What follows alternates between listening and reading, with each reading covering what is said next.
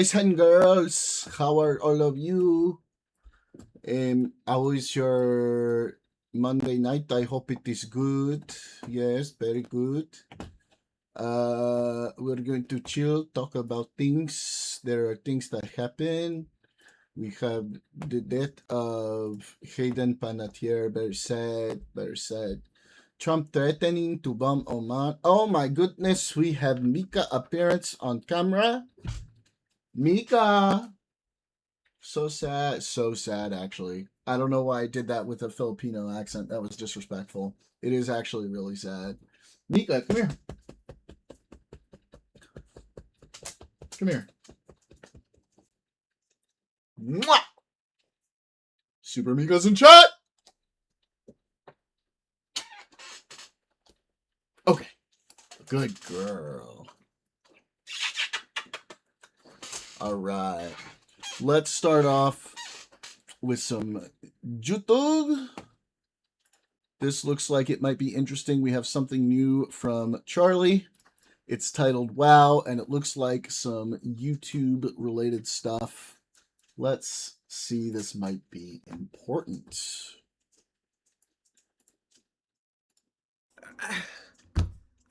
I mean, like, what? I don't even know what to say. Like, this new YouTube change is my second least favorite change they've ever made, second only to dislikes being removed, and this is only slightly behind it because I think this one is on the almost the same level of baffling stupidity to even have the idea, and even more befuddling to pull the trigger on actually implementing this idea. YouTube has made a habit out of just going hog wild on changes that not a single soul on the planet has ever asked for. And there's a chance that these ideas are thoughts that not a single sentient organism has ever thought of until YouTube farted them out. Because these ideas are just so silly and wacky. So it's like silly. When you take a shit, you're probably not thinking about eating the poop, but YouTube, they get in there like a pinworm and they say, hey, to hell with it. Send it, launch. And they do, like removing dislikes because their feelings got hurt over Rewind. And now today they announced that they're completely changing the way that YouTube views on long-form content are calculated publicly. Starting August 24th, views will count the moment a video begins to play with no minimum watch time. The first frame of a video will count as a view now, across all formats, VOD, Shorts, and Live. We're standardizing views to reflect creators' true exposure across YouTube, making it easier to show their value to brand partners. This update won't impact creator earnings or YouTube partnership program eligibility. So if you have a video, even autoplay for a split second, like scroll to one, autoplays, that counts as a view publicly. Now, they do mention that they still have engaged viewer metrics, which is kind of the old way of calculating it, where you need a viewer to stick around for...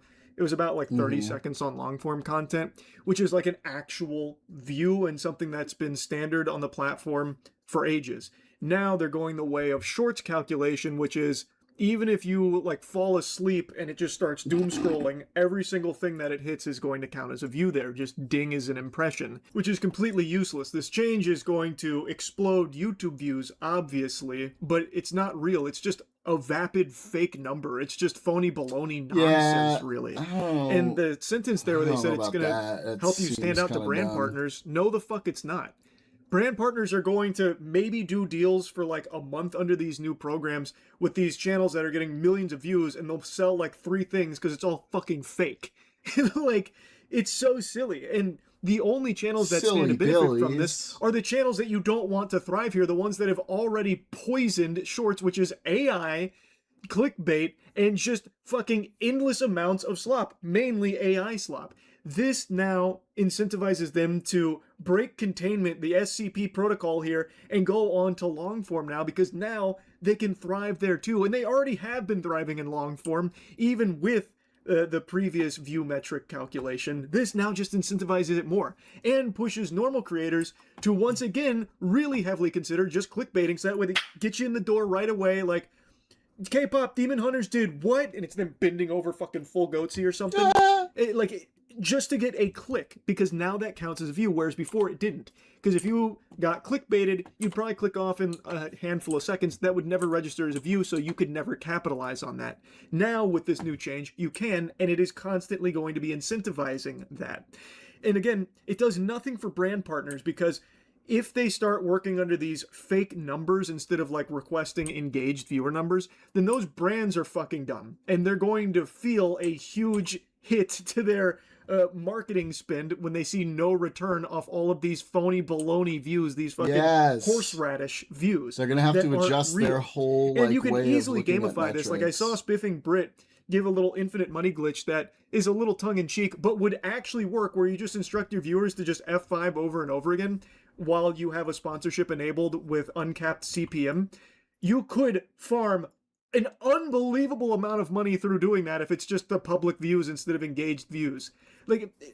And I don't think that's going to happen, because I don't think brands are going to really care about the public view. I don't think anyone's going to care about the public view, because everyone is going to know it's not real. And it just really made botting services extremely happy. You know, they just fucking blew a load into those britches right there. They got a fucking fat wet spot in those trousers, because now bots are going to be so pivotal to a lot of these like AI slop factory protocol. Like this is like, and not only that, just also normal YouTubers that are trying to like stand out might just start doing botting. That's going to be much more effective now that it doesn't have to like have a certain amount of time that it sticks around. True. Just a single frame is all it takes. Bro, botting services are absolutely going to be popping off, no doubt. Like, yes, YouTube does have like anti-botting measures in place, but they're not perfect. No platform has perfect protection from bots.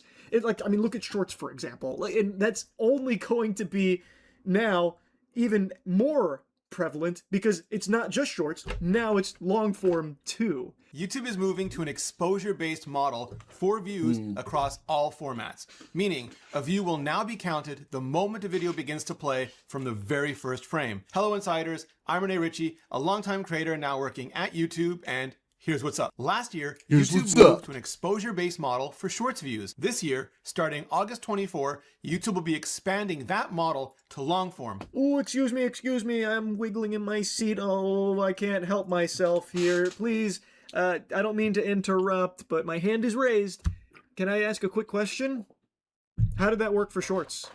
Are Shorts in a really good spot?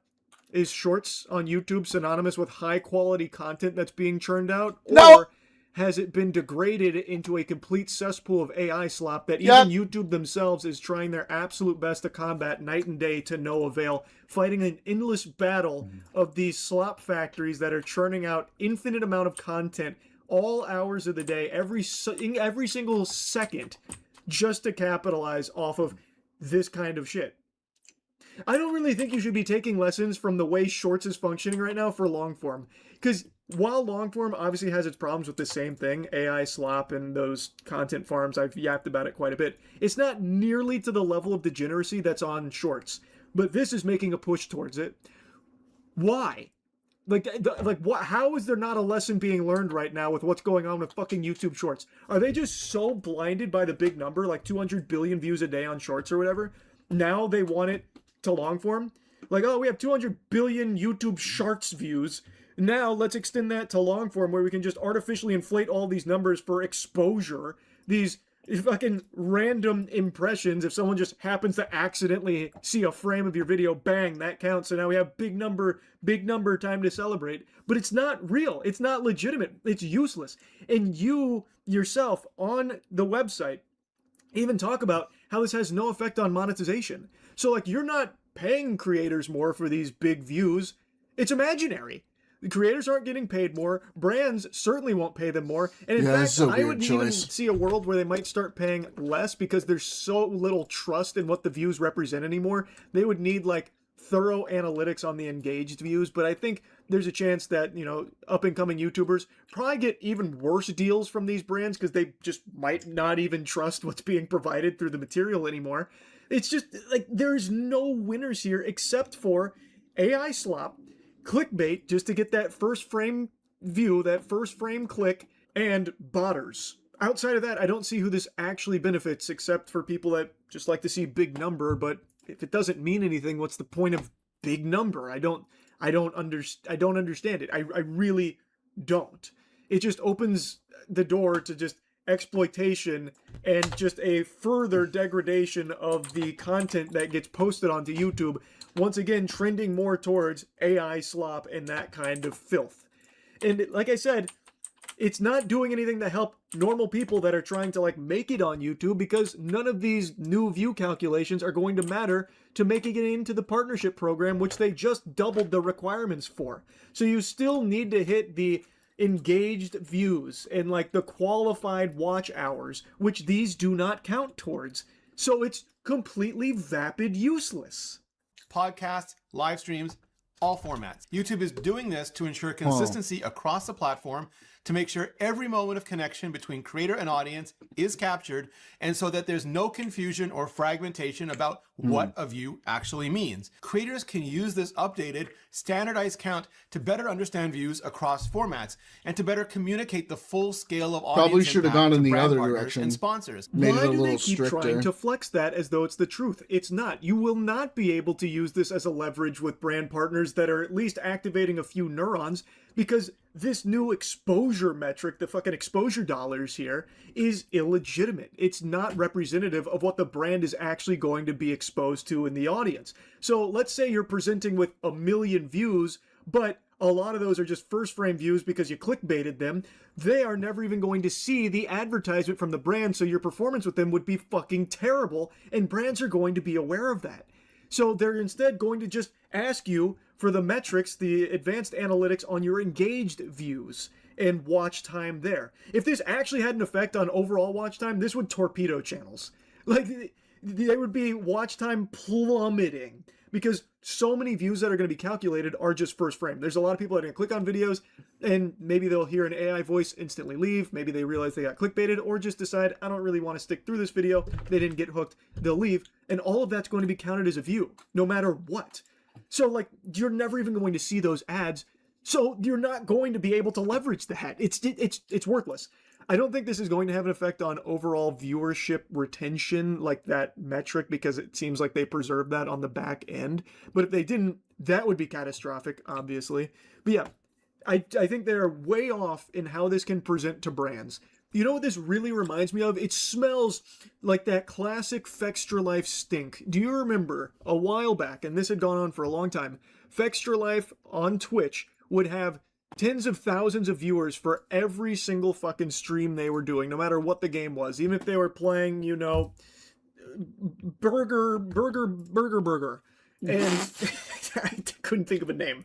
Sorry, but like the point is, no matter what Fextra Life was doing on Twitch, they had tens of thousands of viewers, but only like 5 people active in the chat. So people thought they were botting. Well, it turns out what they were doing is just embedding their stream on their website in the top corner, very, very small, auto-playing on every single page, so anyone that was on their website was counting as a viewer on Twitch. And obviously, if you're trying to sell to brands with like tens of thousands of viewers, the expectation is there's tens of thousands of people actively watching. But that wasn't the case. It was only like ever a handful of people watching, and the rest was just inflated numbers through just being embedded on their website on every single page. So they had crazy viewership numbers that weren't real. That is the exact same DNA here. It is just these crazy inflated numbers that aren't representative of people that have ever even watched the content. Like you can't, I don't know how they think that this is going to work with brands. It can't. It just can't. And they're not going to be so stupid that they don't realize that. And I don't know why they're trying to present this like it's something people have been wanting, this standardization of views. I think any sensible person recognizes that a short view is night and day to a long form view. These are very different and should be calculated differently. They shouldn't be the same. They shouldn't be 1 frame to count as a view. Because with long form, that's not a view. That's nothing. They didn't engage with the content. They didn't even watch it. That could have been an accident, just like it is oftentimes on shorts. Fucking choice. Why would they be doing that? Other than to just inflate the numbers across the board on their platform to make it look like long form is really close to like short form views now, even though short forms has really taken over because of so much slop and all the AI generated content that has been infesting it. But it's worthless to like an actual user or creator. and viewers will know when they see a view count, it's all based on the same model from that first frame. All new videos uploaded after the changes on August 24, 2026 will show the updated first frame view count. All videos uploaded prior to the change will keep their existing view count up until the change. Historical view totals will not be updated retroactively, but following the change, new views on those videos will follow the updated first frame count. To compare performance more consistently before and after the change, creators can use the engaged views metric in YouTube Studio. An engaged view means the viewer stayed to watch past the first frame and initial seconds. It's how all views were counted historically, which is why they're useful for historical comparisons. So they obviously recognize that there is value in having like the real views, which is the engaged views, versus these artificially inflated ones just because a frame was flashed in front of somebody's face like a subliminal message. That's not a view. And there's no real benefit for this. There isn't, except for like big number. But again, if big number's not real, what can you do with it? And not only is it not beneficial, I believe it is overall detrimental and further incentivizing creators to just do AI slop and clickbait. Because anything to get you in the door for that first frame. I just think it sucks. I don't think there's anything good or anything to celebrate about this change. I don't think it's as bad as dislikes being removed. Like, I feel like dislike removal is still the single worst thing YouTube has ever done to their platform. Yeah, that but sucks. This isn't that far behind either. This is just a further enshittification of the platform Give that us is our going dislikes. to incentivize more and more garbage to infiltrate it and contaminate it and pollute it. I don't know how this would even make it past the think tank. Like, I feel like at this point, YouTube is predominantly communicating with shorts creators and these content farms because, again, it's like hundreds of billions of views a day through just shorts. So now they probably are just laser focused on what they say. And I do know that what some of them say, at least a good chunk of these YouTube shorts professionals, is that they don't like the discrepancy between their shorts views and their long form views. So you'll find that people that are very active on shorts as their primary interaction with the platform, a lot of those channels have millions and millions and millions of subscribers and are getting millions of views on their shorts. But when you look at their long form videos, like their actual videos, edited piece of content, some of them have like 2,000 views, if that. Like sometimes even less than that, despite millions of subscribers and millions of shorts views. So they often are, calling the wambulance about that because it doesn't look good. And I imagine some of them have voiced that concern to YouTube. So now YouTube's been convinced that it's an issue they've got to tackle. So that way now long form views can play by the same rules that the shorts views have, that people have been able to endlessly farm through this fucking garbage. It's like, I just don't like it. I don't like it, and I don't see any benefit to the platform for it. Engaged views will also remain the view metric used to qualify for shorts, ad, and premium revenue sharing in the YouTube Partner Program and for monetization and revenue calculation across all videos. And you know that these are worthless views, otherwise they would be qualifying for the YouTube Partnership Program, right? But you see how easily exploitable they are. You can just hammer F5 and get 100 views yourself on any video in like 5 minutes. But YouTube won't count those because they know that this is a worthless metric. This like exposure, like the net exposure of all of it, doesn't actually signify anything. I don't understand. Like, it's very telling. Like, they know that this number is not indicative of anything, because if it was, they would put value on it themselves. But your earnings aren't changing just because this public number goes up from the first frame view. You are not eligible to make it as a YouTube partner through just these first frame views. It still has to be the old views, the old way of calculating views, the real way of calculating them. So then, what purpose do these views serve? Like, YouTube, if YouTube's not paying you more for them, then that means brands aren't paying YouTube more for them, which means brands are already aware, at least with YouTube, that these views aren't meaningful and aren't real.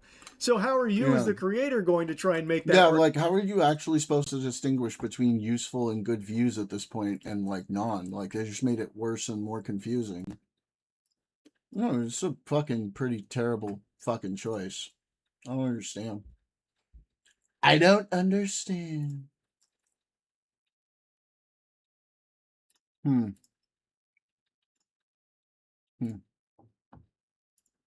Argument to brands that they are. It just won't happen. This provides nothing beyond just an artificially inflated fake number that's a load of fucking dirty barnacles. It's so dumb. I had to yap about this change. I don't know who YouTube is talking to when it comes to changes like this, but I don't get it. I really don't. Anyway, that's really about it. So yeah. Okay. Well, very interesting choice. All right, we've got emergency docket Supreme Court ruling. Let's see what this is about. We've started off this week with some crushing news, and shockingly, it happened at the hands of Donald Trump's own 6-3 conservative Supreme Court. Glenn, can you explain what just happened at the hands of SCOTUS? Yeah, the Supreme Court just told Donald Trump, no, once and for all, final word. It had to do with Donald Trump's desperate last-ditch attempt to get them to overturn the $5 million sexual assault and defamation verdict that a jury handed down against him in the first E. Jean Carroll trial. So this was his last gasp at trying to wipe that off the record book. So let's emphasize this, Brian. The Supreme Court just put a final stamp of approval by refusing to hear the case on the fact that Donald Trump is an adjudicated sexual assaulter and oh, right. I saw about this. Yep. They upheld the payout to E. Jean Carroll. Let's go. The victim, the person he sexually assaulted. I don't know, Brian, call me crazy. Feels disqualifying for somebody to hold the highest office in the land, but of course not in this day and age. So we can kind of take our viewers back a little bit. What do you want, bro? There were 2 defamation trials that E. Jean That Carroll Beto, brought away she against Donald Trump. goes. In one, the one we're discussing now, a jury unanimously concluded that he sexually assaulted and defamed E. Jean Carroll. It went all the way through the appellate courts, landed at the Supreme Court, and just a couple of weeks ago now, the Supreme Court said, no, we are not going to grant review in your determination to undo that jury verdict. So he then used what is an available procedural vehicle. He petitioned the Supreme Court for what's called a motion to reconsider. What people should know is a motion to reconsider has not been granted by the Supreme Court since the 1960s. Ooh. And it's pretty clear the Supreme Court unanimously, the reason I say unanimously, it was just a one-line denial, but there were no noted dissents to the denial. So there wasn't a single justice, even the one that he often calls his Supreme Court justice, My Supreme Court justices, from the conclusion that Donald Trump's adjudicated defamation trial will not be disturbed by the Supreme Court. So next up, and I'm sure we'll talk about this in a few minutes, is the second jury verdict that was entered against Donald Trump, again for defaming E. Jean Carroll. That one, the jury ordered him to pay $83.3 million in damages.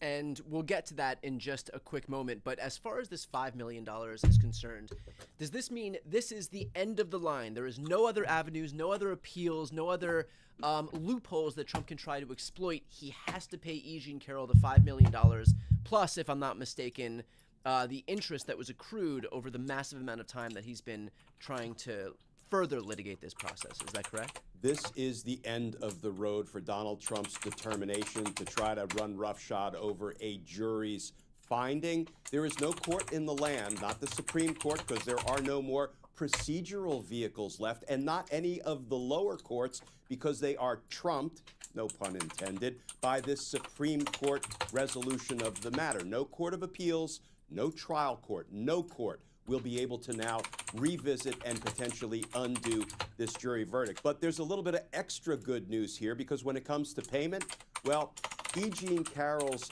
lawyers confirmed that about a week or so ago, she'd already been paid. People might say, well, how can that be? Because, you know, Donald Trump finally just got the definitive word from the Supreme Court that he's done trying to fight this jury verdict. Well, in order to, there's a term of art called perfecting your right to appeal. And in a civil case, particularly when there's a massive money judgment entered against you, like $5 million, not as massive as $83 million, but $5 million ain't chump change. What you have to do to perfect your right to appeal is pay into an escrow account that is controlled by the court. The court in which your case was tried. And not only does the court hold it to satisfy a money judgment once the legal process has run its course, as it has today, but interest accrues on that. So we got word, we got confirmation from E. Jean Carroll's legal team that about a week or so ago, she received, I believe it was in excess of $5.6 million. I think it was $5.66 million. That represented the interest that accrued on that $5 million judgment. Another $600,000 plus, which is why E. Jean Carroll's lawyers, I think, made the smart decision, and they didn't contest or try to assert that they should be paid out sooner. They could have made a motion to do that. They just let the interest accrue. So this is kind of the final way that E. Jean Carroll's lawyers outplayed Donald Trump. Now, with that said, let's go to the 83.3 million case. If I'm not mistaken, this is not exactly analogous because of the time at which Trump made the defamatory comments, which is to say, when he made the defamatory comment that cost him $5 million, he was a private citizen.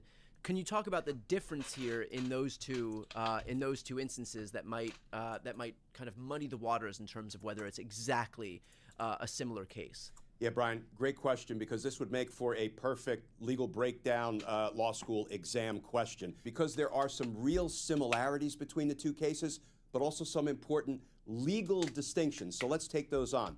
First of all, the case that just concluded, the case where the book is now closed and it will be in the history books, and Donald Trump will forever be an adjudicated defamer of a woman that he sexually assaulted. So in the other case, let's talk about that one, the $83.3 million judgment that a jury unanimously entered against him. That was for defamatory comments that Donald Trump made while he was president. The $5 million defamatory judgments were made after he had left the presidency. The difference is, when you're president, you can say a lot of stuff. You can get away with a lot of questionable statements, frankly, including statements that are proven to be false if you are acting within the scope of your official presidential duties. And Brian, I know people are going to ask, well, how can it be within the official scope of presidential duties to lie about somebody that you were ultimately found liable of doing these things to? And here is how Donald Trump's lawyers have tried to portray this sort of through the appellate process. Weird. They said, well, it's certainly the president's official duties and responsibilities to answer questions at press conferences, and fair point. However, you can't lie about something that you did to somebody and defame them, claiming annoying, but she's lying, it never happened, I never met her, etc., etc. And he told those lies while president, yes, in the context of a presidential press conference, but that is still beyond the scope of a president's official duties. So that is what the court held kind of at the trial court and through the Court of Appeals. And what Donald Trump is trying to do now that the $5 million case is in the books, he's saying, I think the trial court got it wrong when the judge decided that I didn't have a defense, that this enjoyed some level of presidential immunity because it was part of my official duties as president. Now, Brian, the way the cases are quite similar. Same judge, Judge Kaplan, presided over both. Same legal issues were raised and resolved in both. Most specifically, one of the important legal issues is how many of the 11 months on Lady Death. Thank you for the resub. To them, how many Hell of them should be permitted to yeah. testify in the E. Jean Carroll case? And Judge Kaplan resolved that issue Woo! the same way in both trials. So logic would lead us to conclude if the Supreme Court had no problem with those rulings in one case, they should have no problems with those rulings in the next case.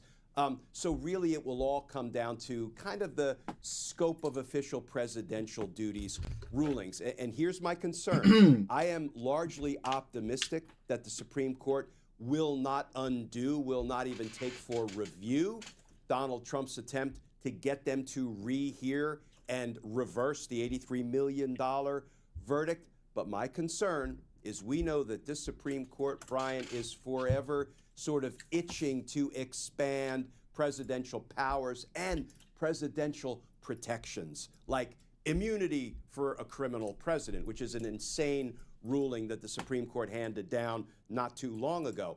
So my concern is that they're going to say, we know that, telling lies about somebody who you were alleged to have sexually abused is probably not within the scope of the official duties of a president, but we want to give him the widest possible berth such that, if a president makes a mistake or even tells an intentional lie, we're going to pull that under the umbrella of within the scope of presidential responsibilities, and we are going to rehear the $83 million case. We're going to drill down on that precise legal issue, and then we'll decide whether we want to expand, not only expand presidential protection beyond all common sense, not to mention constitutional sense, but see if we want to go ahead and re-victimize any number of victims who might either formerly or in the future, suffer harm at the hands of a president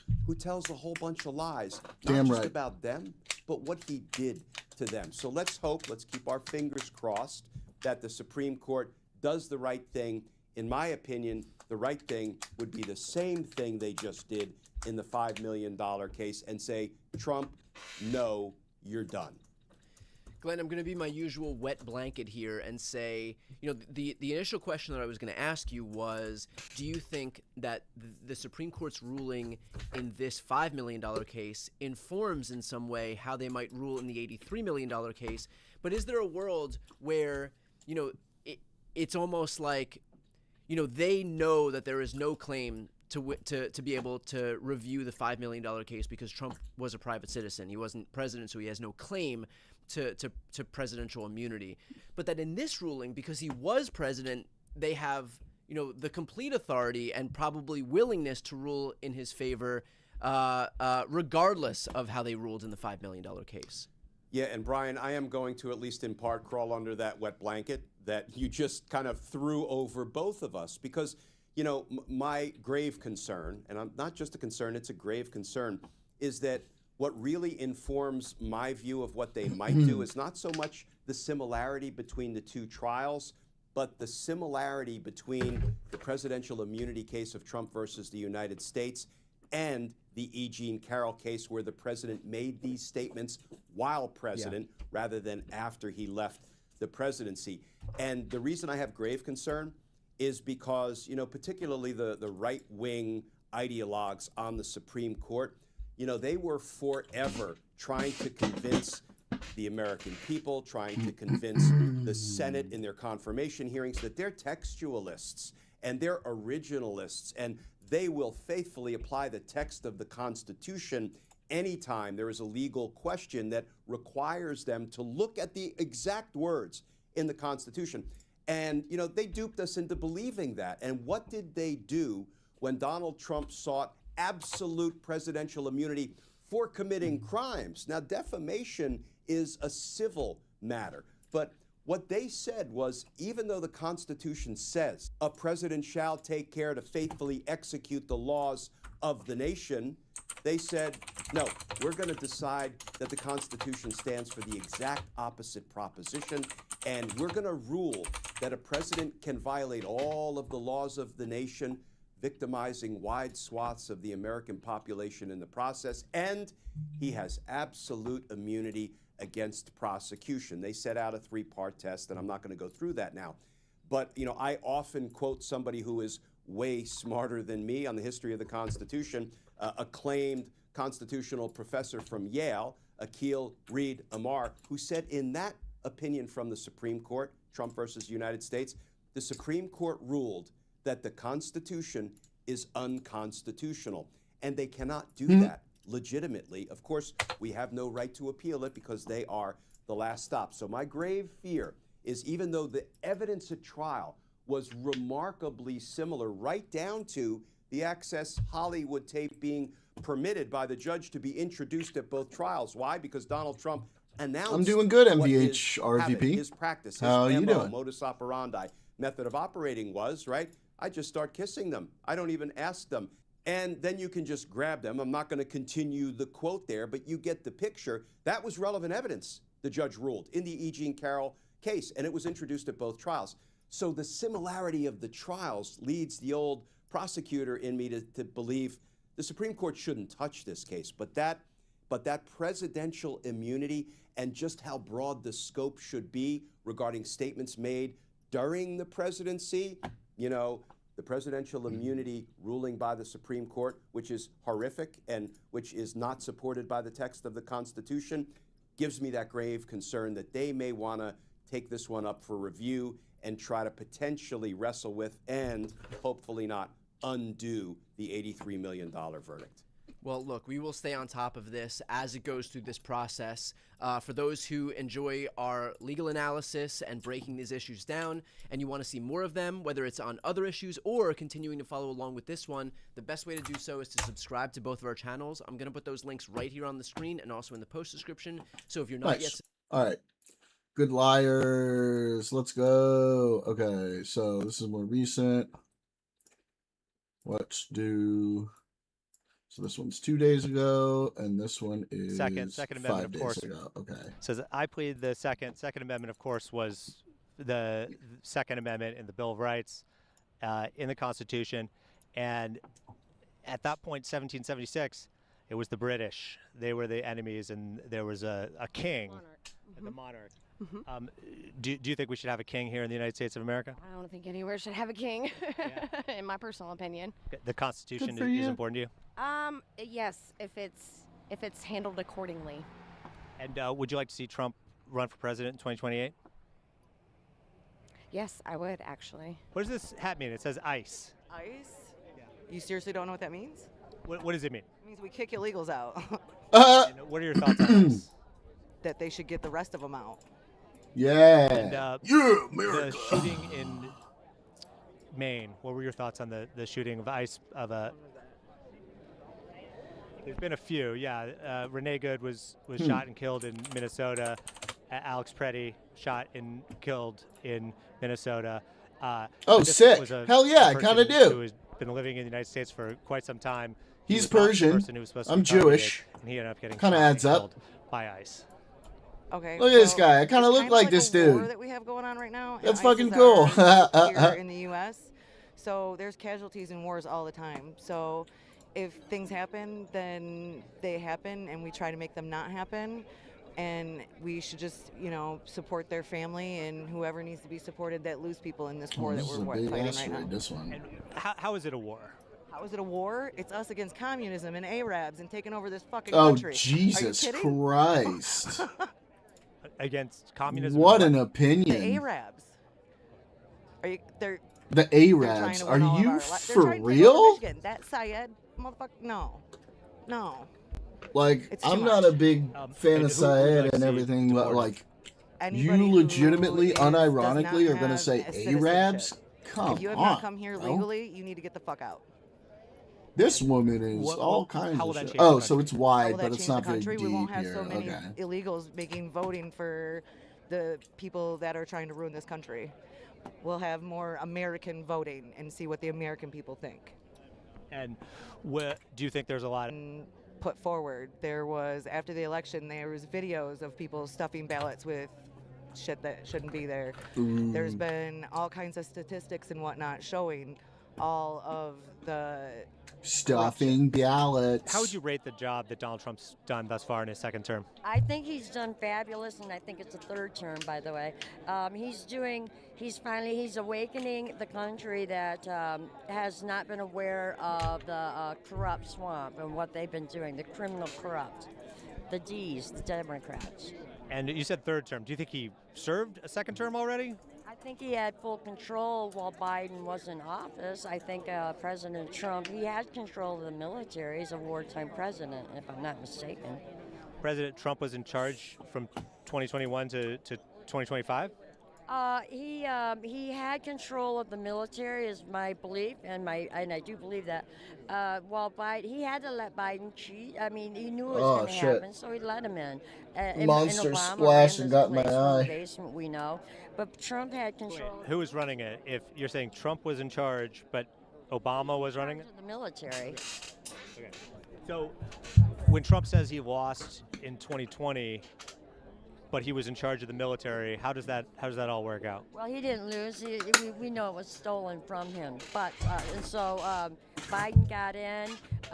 Obama ran Biden with the Biden open also. Oh, and then no. President Trump still had control of the military, so there wasn't much Biden or Obama was going to be able to do militarily. Okay. Except open them gates.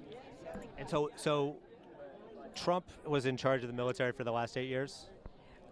I believe so, yes. And what does that mean? It means that, how do I say it? Biden, we had to let Biden go ahead and open the gates, and the flood came in. Jesus. He had to destroy everything in front of everybody so that Trump was able to go ahead and fix it when he got back. God, I'm not sure if I'm getting confused in my own head here. Okay. You're saying there are special glasses to read the Constitution. What are they? Well, it's a perspective that people bring to the Constitution. Instead of reading what's clearly written there, they want to read something new into it in order to change the law by this creative interpretation. So it's obviously not what the writers had in mind when they wrote it. Would you like to see Trump run for president in 2028? Yes, I would actually. Even if that was against the Constitution? Well, I didn't read that part of the Constitution. Was that updated? 22nd Amendment, yeah. Yeah. Okay. Yeah. We'll see, because if you go over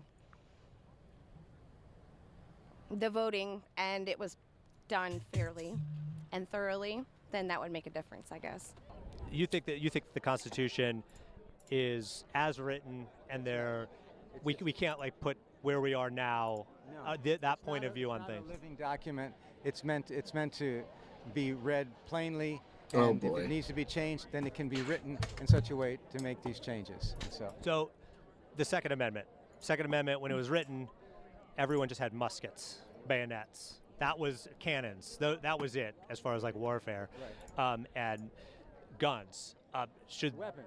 Yeah. Should the Second Amendment only protect people having muskets and cannons? No. It doesn't say muskets. It says arms. Right. And so arms are weapons. So. But what they wrote then was, that's what weapons meant then. Arms meant.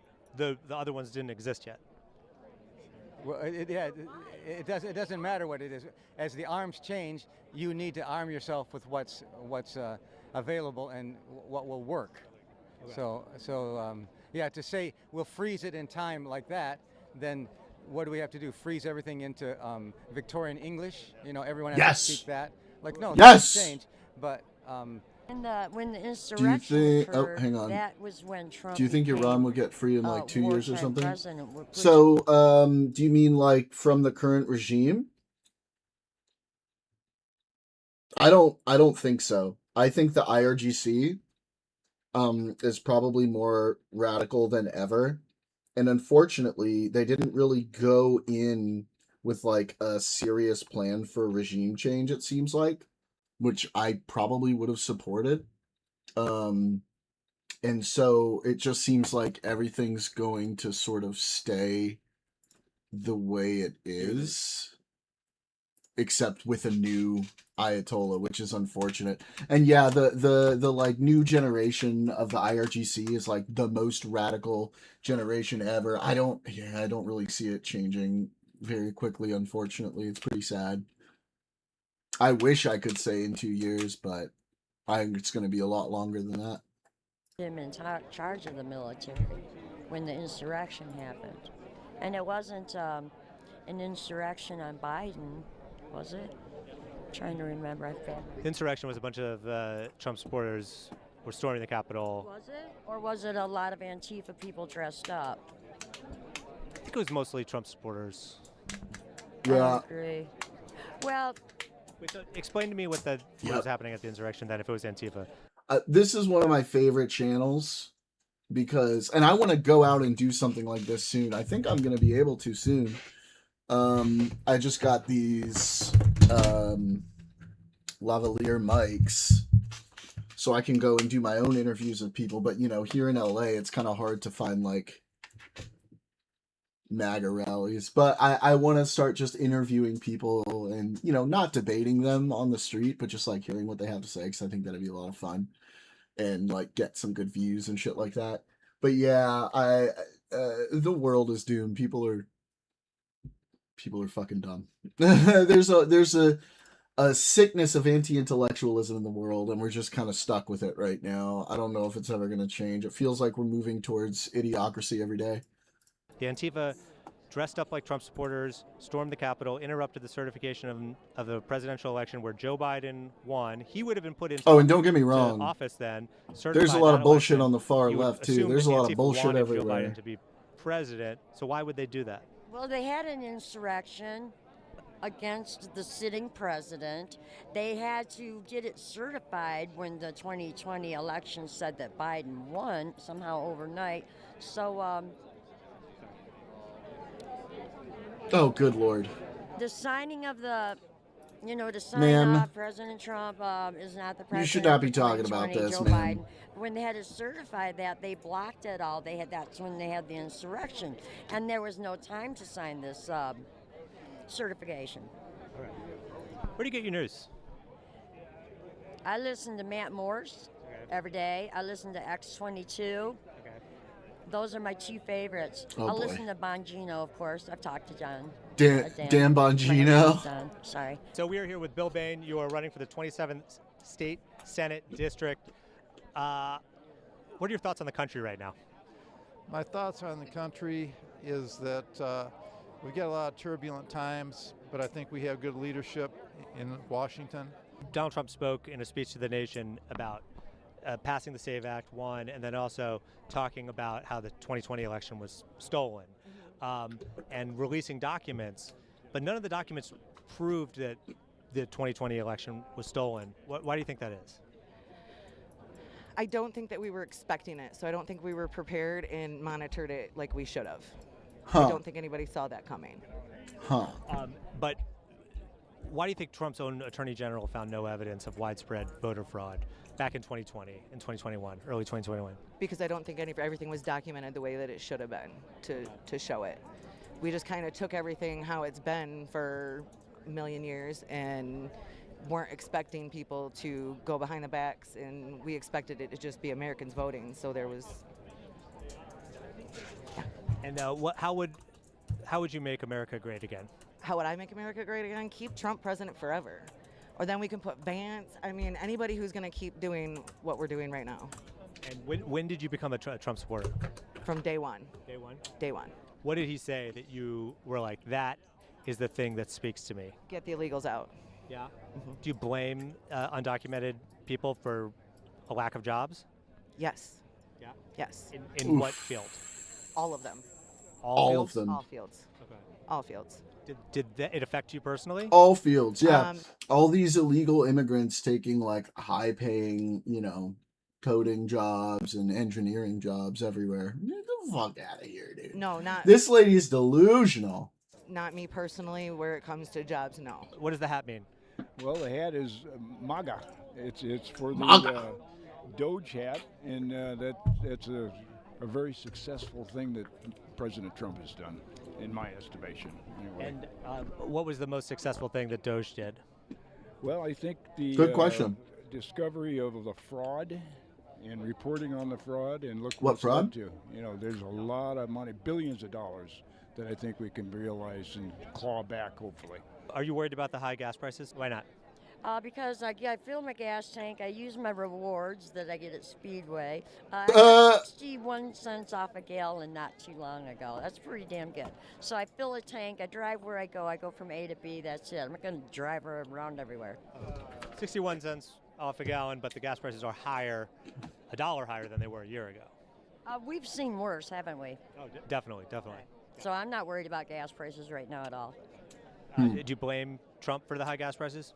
No, I blame what's happening in Ukraine. Iran. I'm sorry. I blame what's going on in Iran. And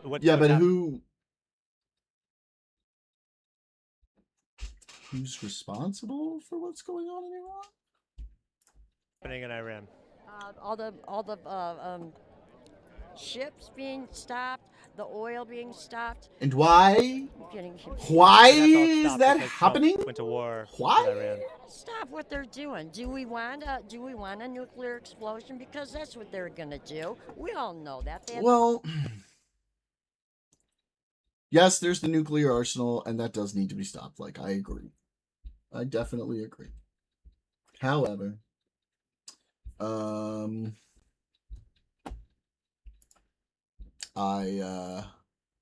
I think giving Trump a pass on the fact that this war has gone on longer than he said it would is not fair. He made a lot of mistakes. They didn't go in with a really coherent plan at all. I'm just, yeah. Bleh. Power to do it. We want some isotopes too. We want to see who did that, which we know is Obama. Obama did what? He gave them the. Why do you think people feel like they don't matter in the current structure of things? Because the British have rewritten, right? They were the underwriters. Wait, the British? What does the British have? What does that have to do with anything? Well, there's an underlying control, I believe, in the world and the United States, especially being the military force. So that's a long story. There's a lot to go over when it comes to that. But. Well, I guess how are the British in charge of everything right now? Well, I don't think they're in charge. I think that they would like to be right now. Okay. I think it's changed a lot in the last, I don't know, 8 years, 10 years, give or take. You think that Trump is pro-life? Oh, yes. Absolutely. Doge cut the funding for USAID, and there's been estimates that it's led to the death of hundreds of thousands of people around the world. Well, Is that a pro-life thing? You notice the Democratic Party, their fundraising is dried up, and I wonder why that is. But because they get all their money from USAID. That's how come. What? Do you think that it's a pro-life thing to do for hundreds of thousands of people to Bro, die? yeah, pro-life so thing many for people have hundreds of thousands died of people to because die? of the People are dying. funding Tell me cuts how to many people USAID. died. Not one. Hundreds of thousands of people. No? Yeah. I can't go with your left-wing ideology. What are your thoughts on climate change? I think it's a crazy hoax. It's silly. And why do you think it's a hoax? Because we have winter like we do every year. I've grown up in. I grew up. Oh man, this lady literally thinks the first level on everything. Like, the first thought she has is exactly what she's gonna go with every time. Jesus. In Michigan, we have crazy winters and then we have mild winters. I think that there wouldn't be so many fires if these people would clean up their dead wood, like in California. Why don't you clean up the wood and you wouldn't have so many bad fires? What? Climate change. Oh my God, bro. Coral reefs are getting bleached. Oh shit. Ocean waters are higher than they've been in history. Why are they getting bleached? Because if they're getting bleached, we'll find a way to stop that. Because the water temperature is rising because of climate change. I'm not sure I agree with that. We can see that there's wildfire smoke in the air here. What are your thoughts on? I question everything. I'm sure. If you go through 5 things that you've been told is not what it is, then you tend to just look at everything without the rose-colored glasses and just look deeper to the root, right? So where do you think the wildfire smoke is coming from? Oh, who knows? Fire. Wild is the question. Do you think it was ours? Oh, strategic. In what way? Yeah. Well, I mean, oh God, there's Doom, there's Antifa, or whatever name they want to call themselves the next day. Jesus. They're just. You think Antifa lit the wildfires? No. Oh my They did that in goodness. California a long time ago, right? Oh my God, dude. Yes. You gotta look. You realize you've got to look. The long hair. Are you in a band? I was a music guy years ago, but Like the Rod Stewart haircut, almost. it was just kind of fun, you know. I would love to see. Whoa. I'd love to see with some of my colleagues, even like Gary Sinise, how he has a band. Yeah. Oh. Good lord. Well, we'll wrap it up here. We'll just wrap it up here. So, who are your musical influences? I'd say Whitesnake, Stryper. You like Quiet Riot? Yeah, sure. Would you vote for him in 2028, Donald Trump? Absolutely. Even if it was against the Constitution? To save this country, yes.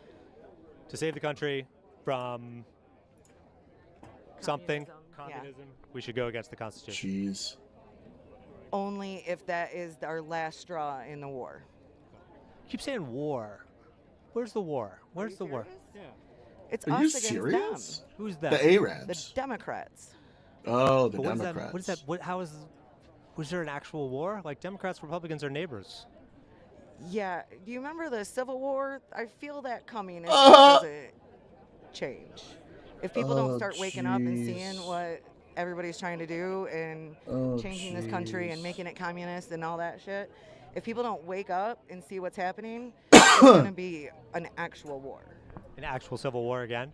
That's what I see happening if people don't get their shit together. Would you fight in it? Gotta get your shit together, I'm not going to folks. turn communist and have to wear a burqa and all that bullshit. What? So, yeah. Do you think that's actually happening?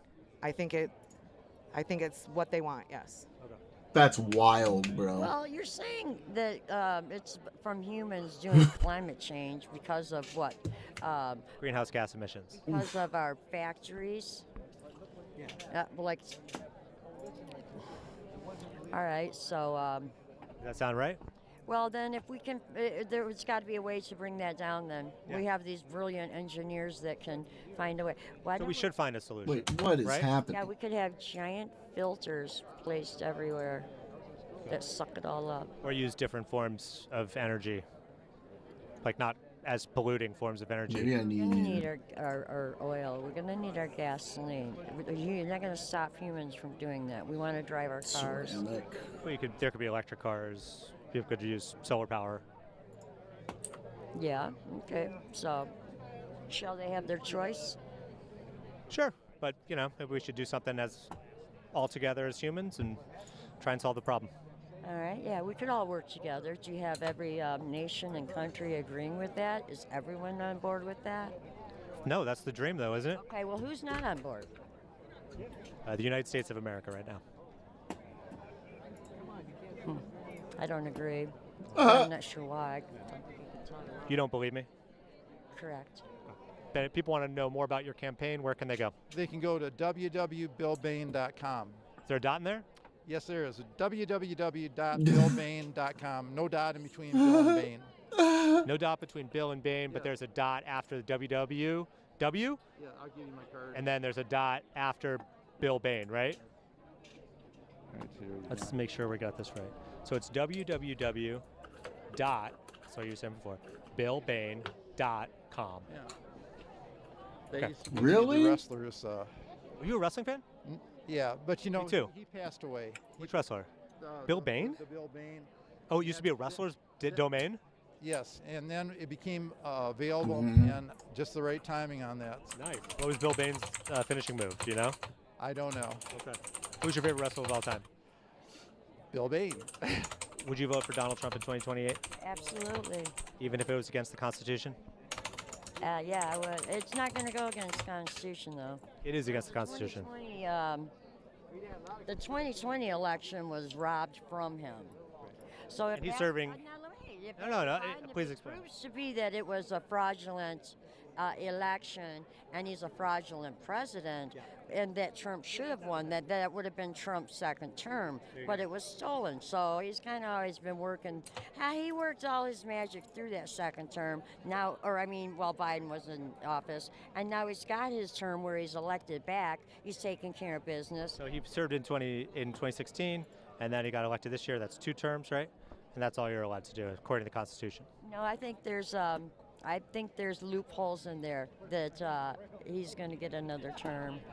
No, he's not. There's not. No, he's not. There's 22nd Amendment. I don't. 22nd Amendment, which I can't tell you that I'm familiar with that. You should Google it or DuckDuckGo it or whatever you want to do. You should look it up. 22nd Amendment. Okay, I'll look it up, but I still believe we're going to find reasons why he should be entitled to have the term that was removed, that was stolen from him. Okay. Don't really follow the logic, but I enjoyed talking with you. Yeah, you too.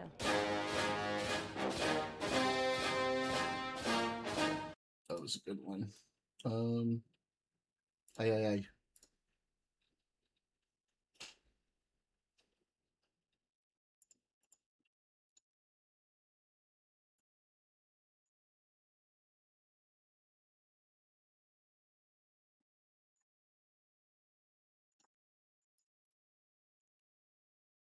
Okay, on to the next one.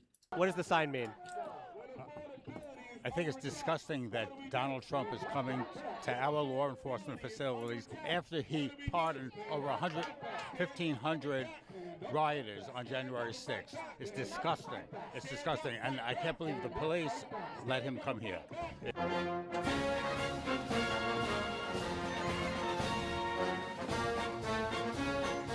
We are here in Long Island. Donald Trump is scheduled to speak today. There's a protest here. People protesting Trump's visit. Got signs talking about the high gas prices, the high cost of groceries. We're going to talk to people today, find out how they feel about Donald Trump's visit. President Trump, thank you for backing law enforcement. Thank you for funding law enforcement. Thank you for loving law enforcement. Thank you for relentlessly pursuing the mission of justice with the warriors of justice across this country. The men and women of law enforcement love you. Why do you think Donald Trump pardoned all those people who were part of the January 6th? Because he supports them. They were doing stuff that he wanted them to do. It's blatant. It's obvious, and that's it. And Trump, he just lies and lies and lies. He wanted that to happen. It happened, and it was disgusting. One of the worst days in American history, and he's responsible. And if that was anybody else but him, they would have been out. They would have been uproar. Like I said, the hypocrisy is disgusting. Why are you out here today? Look, I'm fighting for democracy. I look around and I see rising gas prices. For democracy! I see child care. The unaffordability is really choking people that I know. And so my allegiance is to the republic, to democracy. Lending our voice to a cause to fight for democracy and ensure that we're fighting against dictatorships that exist. And dictatorships, do you think we're this kind of sailing towards a dictatorship right now? Look, I'm concerned right now. The federal government is consolidating power, and as a state legislator, I really believe that the power lies within the states. And especially being a New York state legislator, I see that Trump is always threatening us. Our funding is conditional. He's always, doing, like using his governmental perch to hurt us, and I just can't stand for it. There's 450,000 New Yorkers who just lost health care. The people in the middle, people who are already struggling, the middle class is dwindling, and so I want to be here and show my community that this is not acceptable, that we need to fight against this consolidation of power on a federal level. I'm a resident here of Nassau County.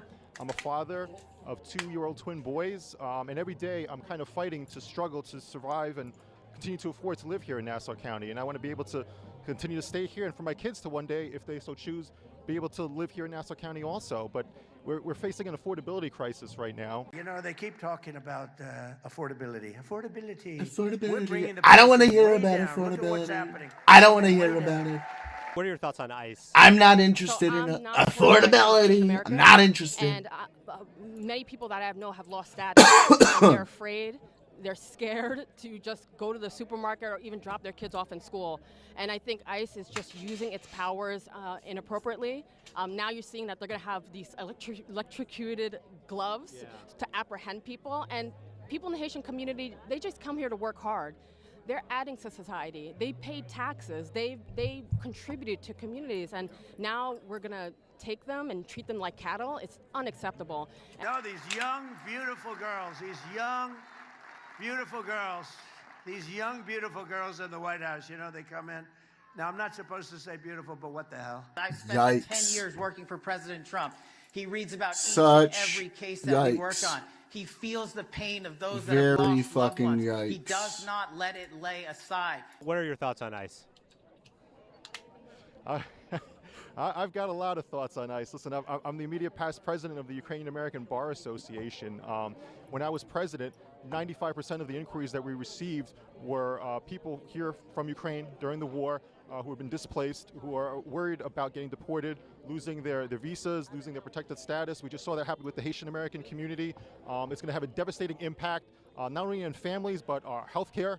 Over here, where we have so many members of the Haitian American community in the healthcare field, other fields, it's just ripping apart our communities, and it's unnecessary. But they keep talking about affordability. We talk to a lot of Trump supporters. We're at a lot of Trump rallies, and sometimes it feels like the actual supporters of Donald Trump, there might be more in common with people who identify as Democrats than you might imagine. What are What's some common ground that you think people don't realize between the left and the right? So, funny joke, my husband is like a MAGA Republican. Yeah. And I talk to him all the time, and I understand their concerns. They're concerned about affordability. They're also concerned about the status of our democracy. You know, there's a lot that we have in common. Maybe we have different paths and ways to get there. I mean, that's not entirely untrue. It depends on which MAGA person you're talking to. Some MAGA people, you should have fucking nothing in common. That we're They're making sure fucking that our nuts. dollars are But here in yeah, America, supporting different causes. Sometimes you having do. Increase in grocery prices affects us all. It's not a partisan issue. And so I believe that we can work together to ensure that this country is something that perpetuates the American dream. What's your message to undecided voters? The message is you got to go with the party that actually supports you, that fights for you, that doesn't lie to you and tell you that prices aren't going up, because everybody sees that when you go to the grocery store, when you fill up your gas tank. We all see that. So you got to stick with the party that speaks truth to you. Stick with the party. And what does the Democratic Party stand for? That speaks truth. Democracy right now. I mean, the democracy's. It used to not. You didn't have to worry about it, and now it's under fire. He's not wrong. Like all of our values. He's not fucking wrong. He's trying to be a king. There's so much I could say on the issue. Okay, taking Donald Trump out of the equation. Let's imagine it's a world where Donald Trump doesn't exist. What does the Democratic Party stand for? I think it stands for American values. It stands for the working man, the working families. It's always been supportive of the middle class policies, strong unions, just elevating people to be able to live the American dream. Those fakers, look at all that press back there. Wow, fake news. But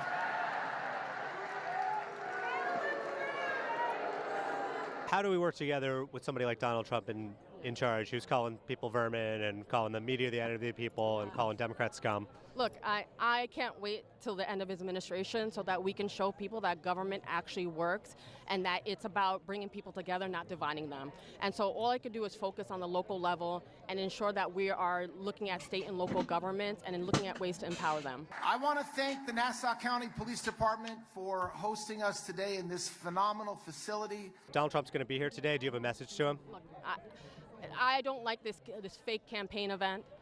It's unacceptable to use taxpayer dollars in order to perpetuate a message of hate. And I hope that he leaves quickly so we can get back to the normal course of business. A lot of people want to go to the beach right now. It's a Friday, in the summer, and now all the roads are blocked. So it's disrupting us. And so, I can't wait till he's gone. See you later. But also, look. Bye. See you later. Tackle the affordability crisis. Stop cutting funding to blue states and help the American people, not your donors or your people that That's are my donor class. What are some things that everyday Democrats, everyday Republicans have in common that they might not realize they have in common? I passionately believe that everyone wants to have a good life for their families. Everyone wants to be able to provide for their families. Everyone wants a good, safe schools for their children. Everyone wants safety for their neighborhood, for their communities. True. Everyone wants quality school access to schools. True. Last question. Your husband's a MAGA Republican. Just tell me what the dinner table conversations are like. So, when we married, I didn't know. Okay. And so it's intense, but I come from a political family, so it is intense at times. But I've learned that it's good to talk, but also work together. And so we have kids, we work together on that. We love each other and we put that first, and it works. But that's what's beautiful about America. We can have our disagreements, but we continue to work together. America. You guys are in couples therapy. America.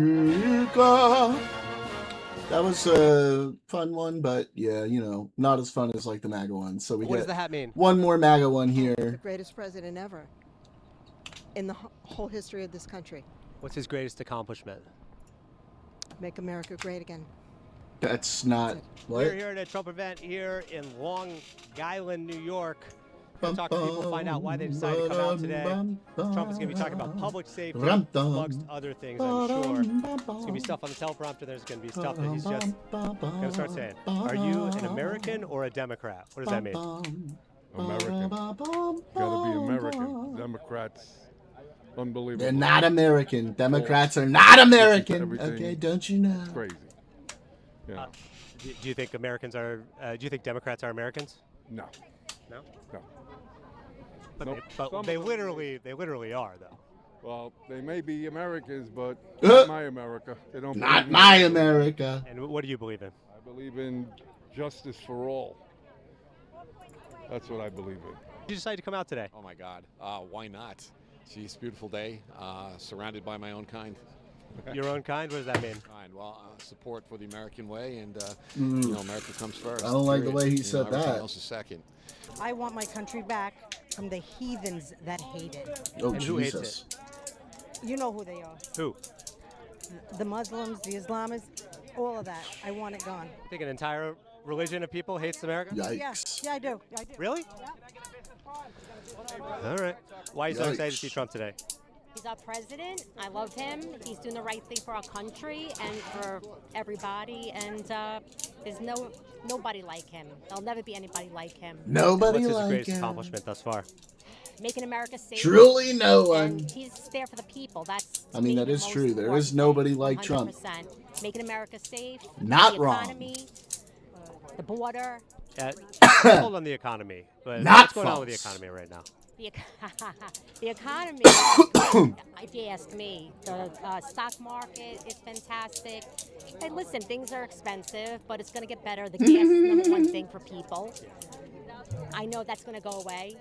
That's my opinion. Do you blame Trump for the high gas prices? No. No. Of course because any other not. president, I mean, if they did Of that, course the same thing would not. happen. He needs. If they went to war with Iran. Yes. How do you feel about the gas prices right now? Why would they blame Trump for it? They love Trump. I don't see a difference of a dollar. I'd pay an extra $1 for our gas tanks. I think people make too much of a big deal about it. We paid over $5 a gallon for a lot of years. If it was $8 as Americans, we'd pay it. We all have big trucks, and I think it's just something for everyone to complain about. What are your thoughts on that? Break it down, it's only $1 more, and if you have a 12 to 15 gallon tank, it's $12 to $15 extra. Oh. ¿Todo bien, Thanos? ¿Cómo te vas? ¿Estás hablando? No te puedo oír. Sí, no puedo oírte. Bueno, ¿cómo te vas? ¿Todo bien? Sí, todo bien conmigo. ¿Y tú? Yo estoy muy bien, yo estoy bárbaro. Me siento muy bien, tuve un día muy buena. Estoy re bien. ¿Qué haces esta noche? Como la mayoría For those de las veces. listening, Thanos is learning Spanish. I'm just helping him speak it a little bit. We don't got too much going on today, so we can talk a little bit in Spanish. Hey. Entonces, It just ¿cómo, sounds like ¿cómo fue tu día? ambiguous taco noises. What? Huh? I was just saying to the audience that to them it sounds like ambiguous taco noises. True. Yeah. True. We're speaking in taco here, okay? Speaking in taco. That's what we're going for. Pero sí, el español ha estado mejorado muchísimo. Sí, lo puedo ver. Me resulta hablar con fluidez como lo puedo en inglés. Sigue siendo me resulta difícil porque Muy bien. porque necesitas pensar tan rápido, pero no necesariamente en texto o oír, ¿no? Sí, bueno, escribes mejor que hablas, pero está bien. That's normal. I write. Did you say I write a little bit better than I speak? Yeah. Yeah. Yeah. Pero eso es normal. Because I can think about it. Eso es normal. No te preocupes de eso, ¿eh? Yeah, I'm also in. I'm also at the point where I'm in like. I'm in like Spanish servers. where we like talk in Spanish. Mm-hmm. I mean, it's mostly text talk, and I'll be honest. Sometimes I do need like Google Translate for a word here and there that I'm like, oh man, I can't think of the word for that. Mm-hmm. I forgot. That's okay. But I mean, yeah. I mean, I've been doing really well considering I don't have really anyone in my life that I can No, practice with. muy bien, estás mejorando cada día, te digo, lo puedo oír, que estás mejorando Exactly. cada día. Es que lo está importante. Sí, es Fuck. muy importante.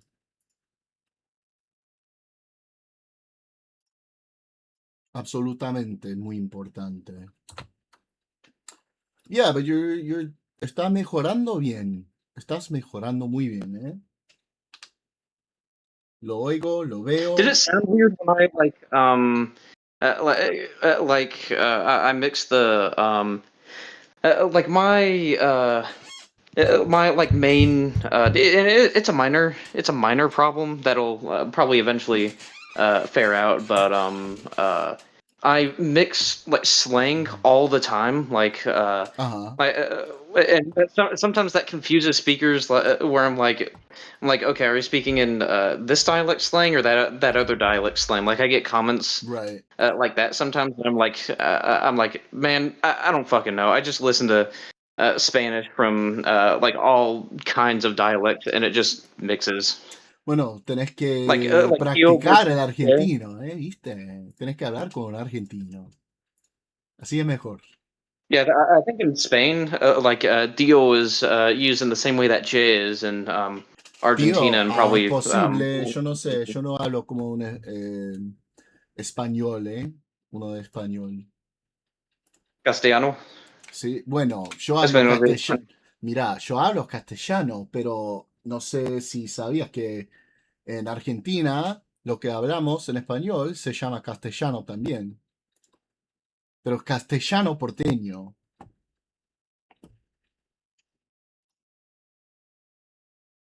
Yeah, se llama castellano también en Argentina. Exactamente, se llama castellano en Argentina, sí. No lo sabía. Pensé que solo fue el nombre para decir español de España, pero aparentemente no. Sí, el castellano porteño is the distinct dialect of Spanish spoken in Buenos Aires, Argentina. It is famous for its unique musical rhythm, heavy Italian influence, and special pronunciation rules. Locals prefer to call their language castellano instead of español.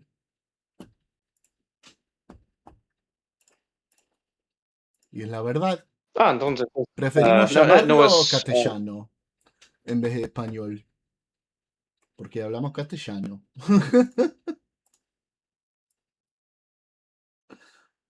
Una cosa interesante más. Dale. También he estado ver videos de ¿cómo se pronuncia? Guinea Ecuatorial. Guinea Ecuatorial, like Equatorial Guinea, sí. Y puedo entenderlos. Suena un poco diferente de España y Latinoamérica, pero sí, todavía los entiendo. Sí, es muy único. It's very unique. Just like el español, el castellano porteño. Muy único. Yeah, but I haven't tested my speaking in a while. This is actually really cool. I'm glad that I have you to test this out. And it's a little extra difficult because obviously the Argentine accent is, you know, for somebody who's learning Spanish, the Argentine accent almost sounds like a alien language, you know. Well, I mean, I guess if you've only been listening to other, I've also listened to plenty of content from. You have listened to a lot of Argentine content. That is a fair point. Yeah. Yeah, it's just what really messes me up, as I said before, in Espanol, para los gringos, yeah, Yeah. is that, fuck, I actually lost my train of thought. What was I saying? You were saying what really messes you up en español para los gringos. Yeah, it's just that minor one that I said really, and it's just like mixing up slang, because it kind of just all mixes, like Jay and Deal kind of just like mix in, like so I'm like subconsciously it just mixes in as, oh, this is how you say dude in Spanish, but I guess I haven't necessarily got to the point where I'm like, Como los I'm like, mexicanos, los my brain is mexicanos. automatically like, this is Argentina, this is Spain, this is Mexico, like you know all of that. I haven't quite gotten to that point yet, so I'm still gonna sound weird with the slang sometimes. Y los But mexicanos dicen güey. ¿Ves?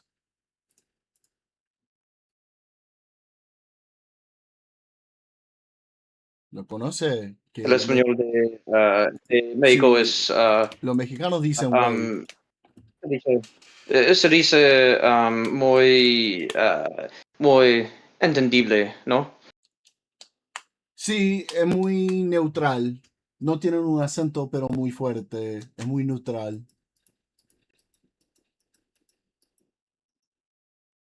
Y pienso que los partes de Colombia también. ¿De dónde? No sé exacto. Bueno. Solo sé algunas partes. A ver. I feel like doing my dailies right now also real quick. Anyway, what else is new with you, buddy? Jumping back to English so we don't just have everyone be like, oh, fuck, they're speaking in Spanish. Let's get the fuck out of here, you know? Yeah, we don't want to overwhelm them with taco. We don't want to draw ice to the stream, and then we get kidnapped, and you know all that fun stuff, right? Right. Yeah. After I was planning on, like, after I'm like get pretty good at Spanish, which I mean I am pretty good. I still want to get better before I move on to another language, but I was originally planning on French, but since I'm so I was probably gonna do this anyway, but Trump and some people in his cabinet have been passing certain anti-science laws that would give me all the more reason to want to study graduate school. Outside that of is fucking dope. I want that emote. What the fuck?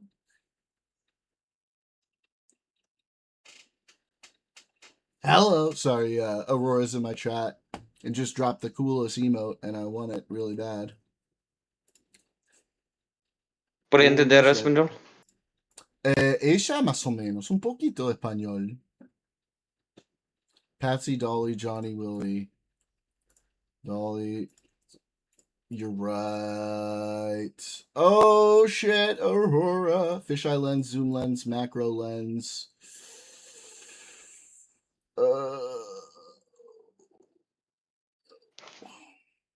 Nashville, true. True. Of course you're gonna know that. Of course you would. Tennessee. Okay, Teams, Google Meet, Zoom. Is this Huddle? Is that one that I just don't know about? Yep, it is. Okay. Let's see. So fisheye, macro, no. Uh-oh. Dog, bird, fish, cat. That's got to be it. Yep. And what's this one? Oh, Spreadsheet features. Cool. Hey, that wasn't too bad. Wow. Aurora coming in clutch with the winning combinations.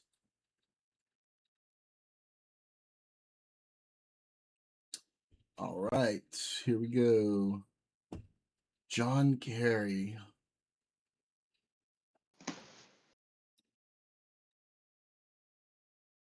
Moldova. Okay, so this is in Moldova.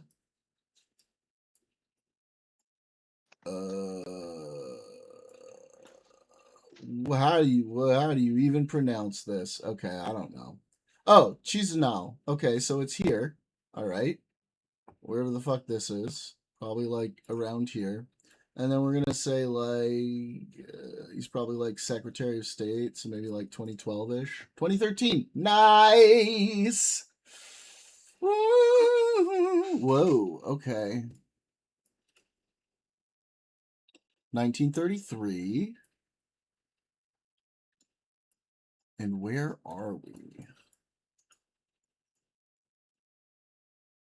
What language are we looking at here? Ah, Morsk Convert.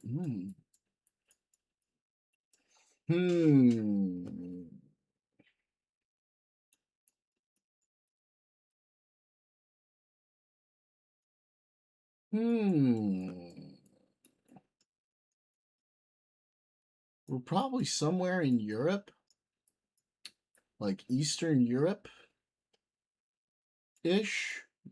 I don't know, maybe we'll try Warsaw, but this could be pretty far. At least I probably have the year right. Oh, Oslo. Okay, Norway. That wasn't too bad. What's this? When is this? Nikki, this looks like a 90s sweater.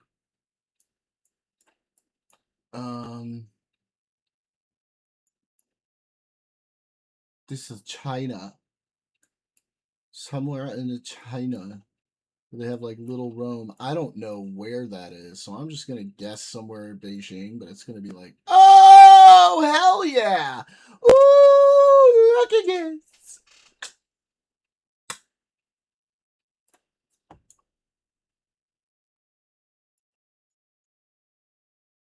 Vive de Gaulle, vive la France. Vive la République. So this is probably in Paris.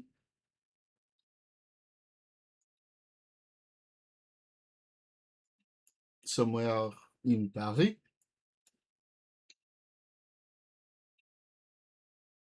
Theatre. Something. Some important theater. We do not know where it is exactly, but some important theater in France, probably in Paris.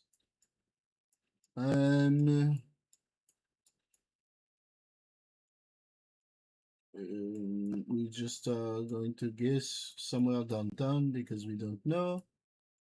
Okay, we go here because we do not know. What is the year? It looks like the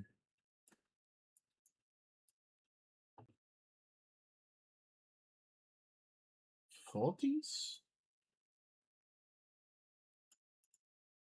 44. Oh, good. Then this is New York. Okay. Where in New York? Downtown somewhere. Oh. White Star, Titanic. Control people saved among prominent persons rescued. Oh, so that's 1912, right? Is when the Titanic sank. And then, like, maybe Times Square.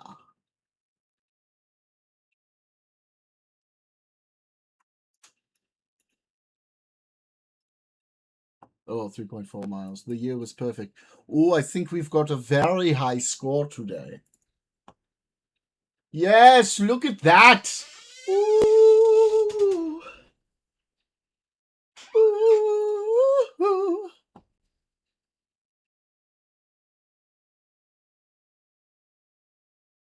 Very, very, very high score. We did very well. Very good. Yeah. All right, let's get back into this. Every time you fill up. Is that a good thing or a bad thing? For some people it might be bad, but I feel like people would pay $10 if they had to. Did you have any thoughts on the disclosure report from Trump? Made $2.4 billion in 2025. Well, he's a businessman first, and like every other person that does get into politics, a lot of the incentive is for profit. So, you know, I don't blame him for setting him and his family up. The incentive to get into politics is profit? No, well, a lot for most people, sure. You're going to politics to make money, not to support, you know, the constituency. Okay, Do you think that's true of Trump? I would believe he'll take advantage of everything he can, and he's manned flight. You know, rightfully so. I don't have any problem with that. Should politicians be doing that? Taking advantage of the system and using their power to make money? Then you have to go back to the root core of insider trading, you know? Let's talk about that, okay? Do you all like ICE? I like ICE. I love ICE. I like ICE. I think that they cut out all the things. I mean, what do you want them to do? They're not kicking in doors and taking innocent people out. These people are murderers. Not all of them. They are people that bring children over the border and put them into slavery. They're people that came here illegally. Period. They don't have to rape someone. Feels like there is right, but what you said, I think everyone in the country would agree. Get those people should be behind bars regardless of committing crimes. What about people that have been here for like 10 years? They're part of a community, but they did come in not legally the first time. Remember that is in that category. They came to this country, got a job, he pays his taxes. If they're working and they're paying their taxes and not living off of my back or your back or their back, then yes, they should be able to become citizens. Who's the best president ever? President Donald J. Trump. Oh my God. President Donald J. Trump. Who's the third? Trump. America is great again. Is America great? Absolutely. Based upon where they were under, where we were under the previous administration, it's night and day. Absolutely. There's gas prices are $1 higher than when Trump took office. They're higher now because of the Iran situation. Absolutely, but they'll be coming down. What would you say Donald Trump's greatest accomplishment in the second term is? His greatest accomplishment. What would you say his greatest accomplishment is? Getting rid of illegal aliens. That's his greatest accomplishment. Yes, I should say that, but I didn't know if I should say it. Why didn't you want to say it? Wow. I don't know, it's a touchy subject, but you know. Why do you think it is? It's just coming here legally. That's all. That's all we're asking, and everybody's getting all hyped up about ICE. And listen, they're doing their job. ICE is doing their job, and. Like I said, just come in legally. Yet, that's all we're asking. We're not asking you to leave. Just come in legally. Would you like to see ICE targeting the criminals, or are you okay with what's happening now where they're just targeting people that maybe didn't come into the country illegally, even if they're part of communities here and they've been here for years? Well, the criminals are really important because of what they've done and who they've killed. But I think it's everybody. It should be fair for everybody. Whether you're a criminal or not a criminal, you should come in legally.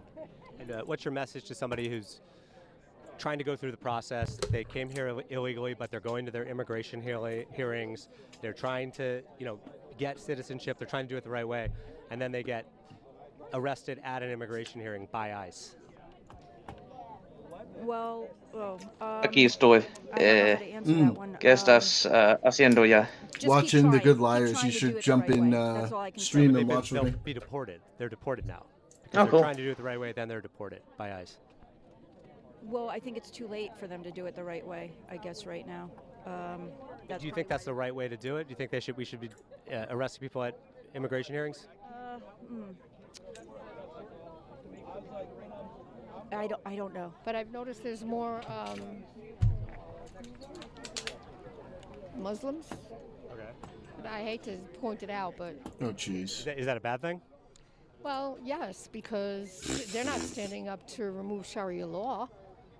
So because they're not doing that, I mean, then they're complicit. Correct? Is there Sharia law here in Nassau County? Yes, there's Sharia law in Nassau County. Jeez. Really? It's like the actual law here? I don't think it's natural law. It's hidden, but it's here. It's their law. It's not our law. Why'd you decide to come out here? He said actual law, but okay. I like freedom. Yeah? Yeah. I don't like being told what I can and can't do all the time. And Gulf of America, what does that mean? That means that most of the coastline is American. Do you think the Democratic Party is communist? Absolutely turning over to that way now. I thought they were borderline before, but now definitely. In what way? Pushing it. In what way? What policies? They want to defund the police. They want to get rid of supermarkets, have government-owned supermarkets. They want to take private property away from people, and Yeah, the government-owned supermarket thing is a little distribute weird. it evenly and all that.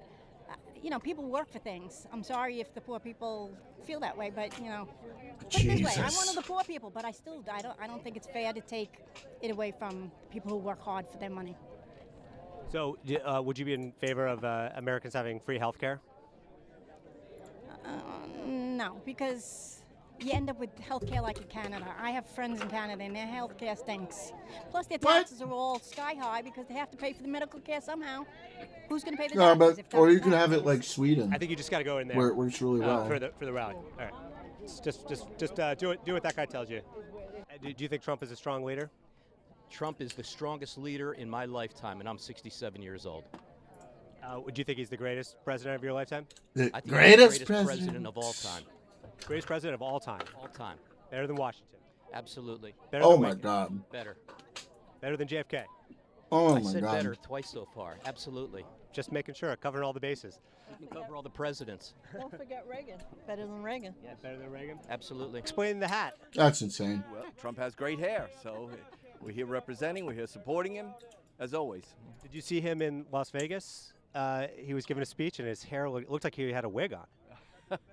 Well, I don't know about that, but he's got great hair. So, what's his greatest accomplishment of his second term? Securing the border, passing the big beautiful bill. He's done a lot of great things.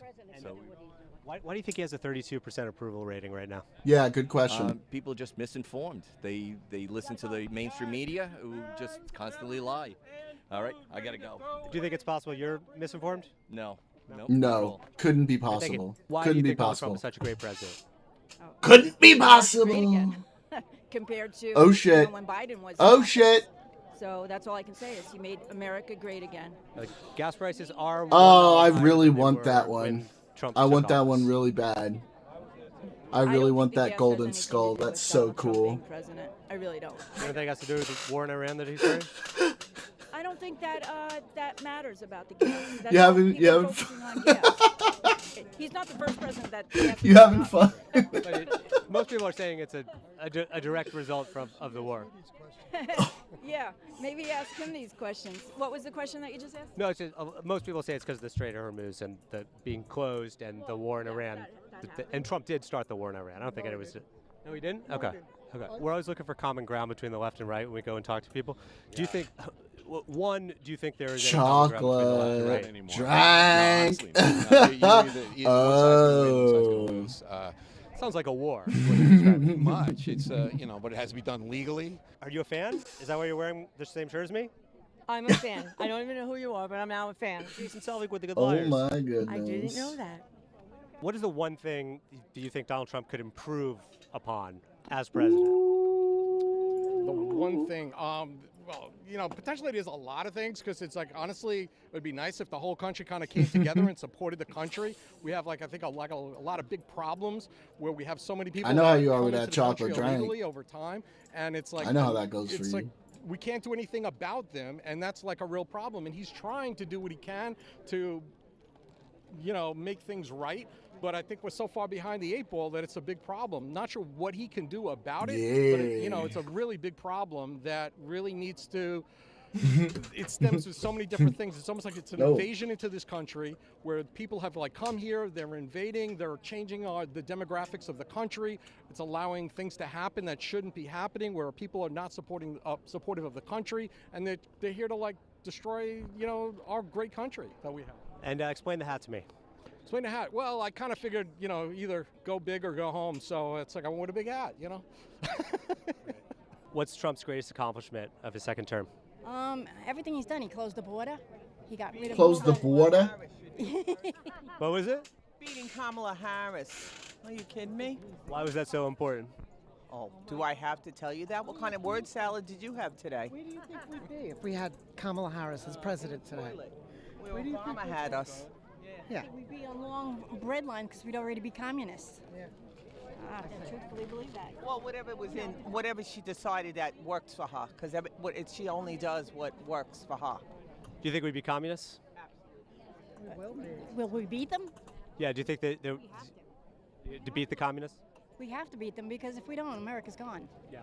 What are we without capitalism? I'm sorry, but that's what America's run on. What are your thoughts on ICE? On ICE, I love them. You love ICE? I love them. Why do you love them so much? They do their job, they're law enforcement, and nobody should be hurting them. Everybody should do what they need to do for this country to support them. I just support them. I support law enforcement, and that's who they are. Law And enforcement. again, I support Trump, and I support everybody here. They're here for the same reason. And what's the reason?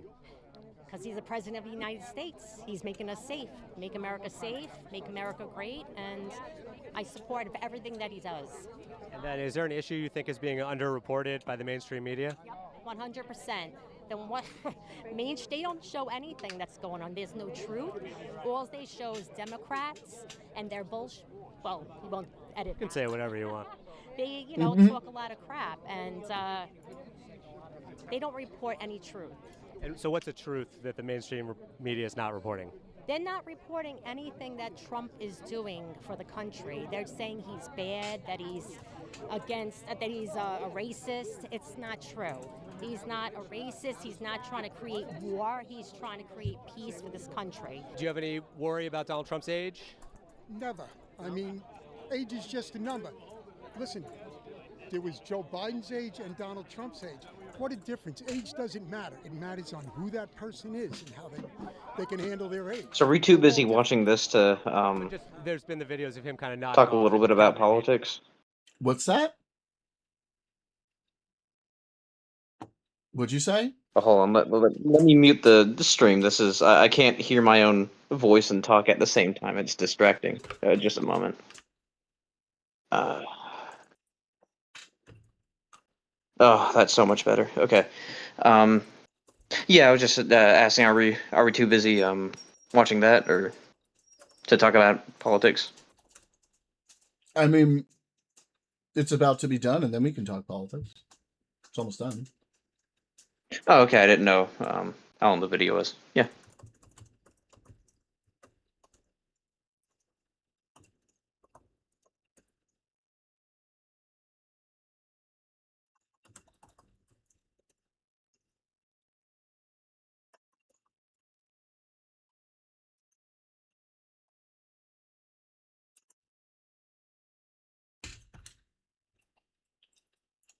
And stuff like that. Just like all of us.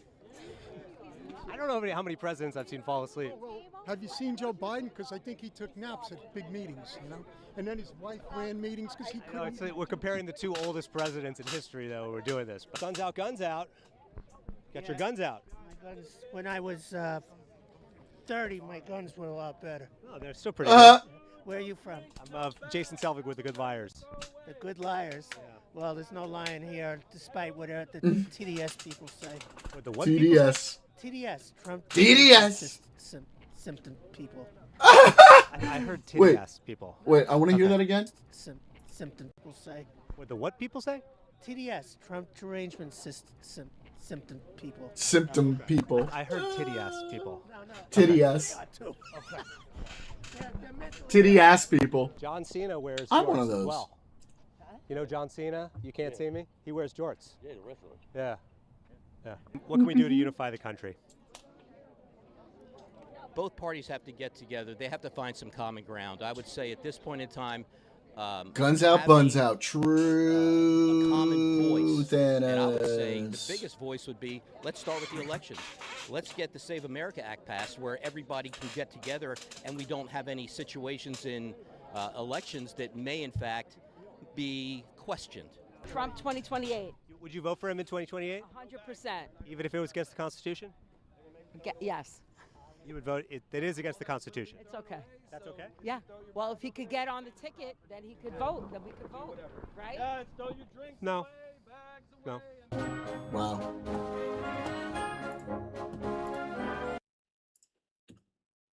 Yeah, what did you want to talk about, Dennis?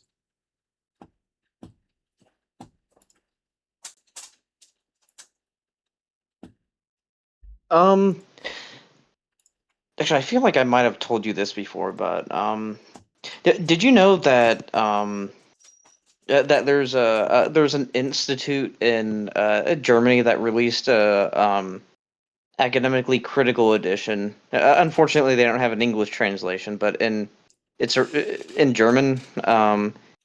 They have an academically critical edition of Mein Kampf, so that you can. Oh, like, yeah, you did tell me about this. Yeah. Read it while okay. like understanding where the bullshit is, basically. Yeah.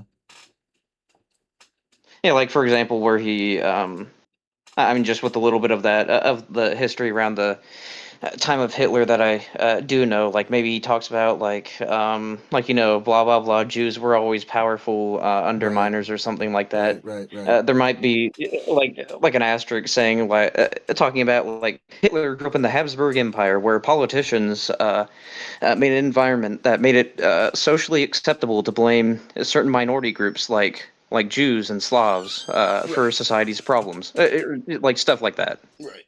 Yeah. Yeah. Yeah, I remember you telling me about that. It's very interesting. Interesting concept. I wish that could get into the hands of fucking Nazis and white supremacists and white nationalists and everything today. Someone hand fucking Nick Fuentes a copy of that. Yeah, but isn't like academia controlled by the Jews. beasts? True. Hell called Jews or something like that. Yeah, I mean, you're right. It is. It's controlled by the Jews. I forgot about that. You're right. They'll never accept it. Yeah. Yeah. I mean, fascism can sometimes rely on such like mythological, fanatical narratives that sometimes like some people are just like too lost in that. But I mean, sometimes people aren't. I mean, yeah, if you grew up like with nothing, I remember you telling me this. If you like grew up with nothing but input about how like blah blah blah Jews, Hitler was right or something like that, Right. you would probably think that. Indeed.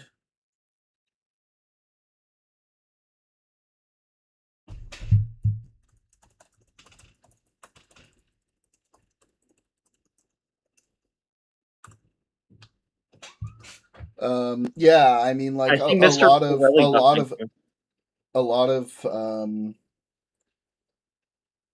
a lot of like those positions that anybody has that are somewhat like bigoted or prejudiced have to do with the fact that they were just born right in a certain place, and so that's just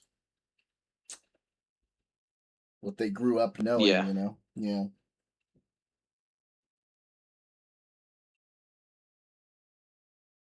Just the way it is. At the same time, there are certain like this would I mean, with our constitution, this wouldn't even be possible in the states. But even if like one could maybe argue that that Germany is maybe a little too strict, but anyway, as it pertains to like Nazis, yeah, they don't really fuck with Nazis. I mean, if you're to like say rhetoric like that publicly, or Sieg Heil, or have imagery or anything like that, I mean, that you could get in like serious legal trouble. And I mean that kind of I mean that creates an environment where it's like less socially acceptable to like have those views, or at least at bare minimum have those views publicly. I mean, if you're gonna have so if you're gonna have laws like that and not be free speech absolutist like the United States, you also got to be good at educating people as it pertains to the atrocities.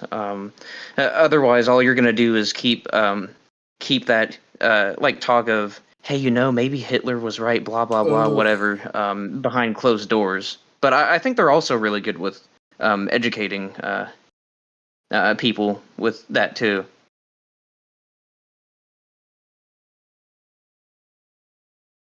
Hang on 1 second. Did you hear me? Yeah, I did. Give me 1 second. Yeah, I got you.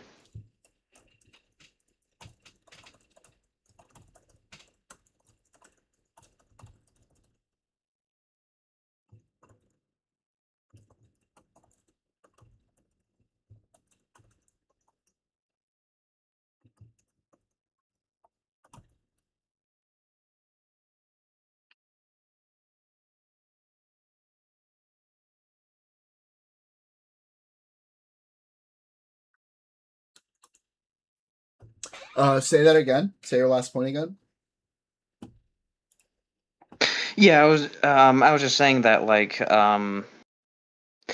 that they're also really good at educating their people on the the atrocities of that time, and that's also good, as well as the legal precedent that they set. Because if they were to not be good with that, but only set the legal precedent of public displays and of public glorification of Nazism, but you had shit education as it pertains to that time period. All you would do would be shove that sort of talk behind closed doors, and it could grow into a cancer. Right. Yeah, how a lot of times that kind of stuff happens. Obviously you want to promote free speech as much as possible, but also make sure you're educating the populace as much as possible on okay, here's what these opinions are, and here's why they're wrong. That's why it's important to talk about hey, there are still Nazis around. This is what Nazis believed. Because if you don't, right, otherwise you're going to have people perpetuating those beliefs because they're going unchallenged, right? Yeah.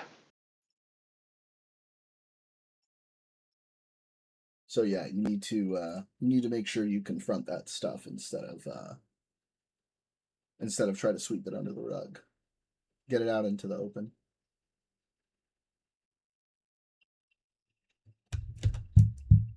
It's I don't know. As I said, our amendment wouldn't allow for this, but that might be the reason why unlike here, Germany isn't really having a rise in I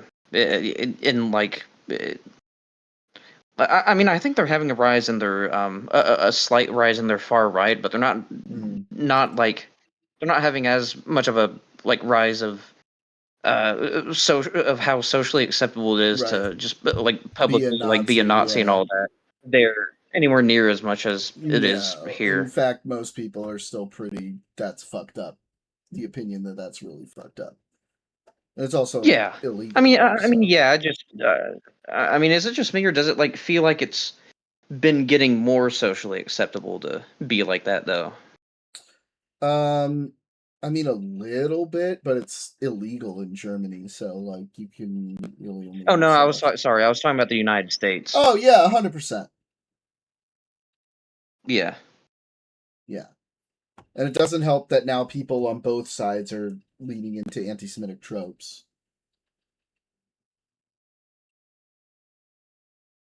Yeah, I mean, I'm not going to pretend that the the left or the far left never never does that. It's one just side that is worse, but it still is bad. Yeah. It's still not good. Yeah.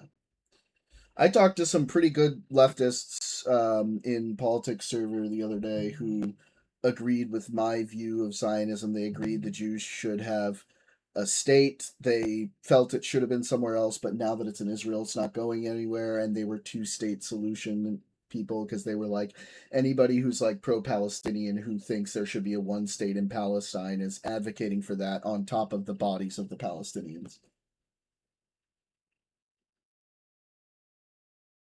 Yeah, I mean, if you were to have a one state solution, you would I mean you would have to Well, it wouldn't just be like you would have to do it in a way where it's not just like, okay, not only is the state destroyed, but now we're gonna do to Israelis living there now what their grandparents or great grandparents Right, basically right. did to Palestinians.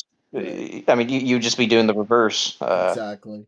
So yeah, I mean, if you were to have a one-state solution, you'd have to do it in a way that's that takes that into account. Right. Because I think that was originally the plan, at least for the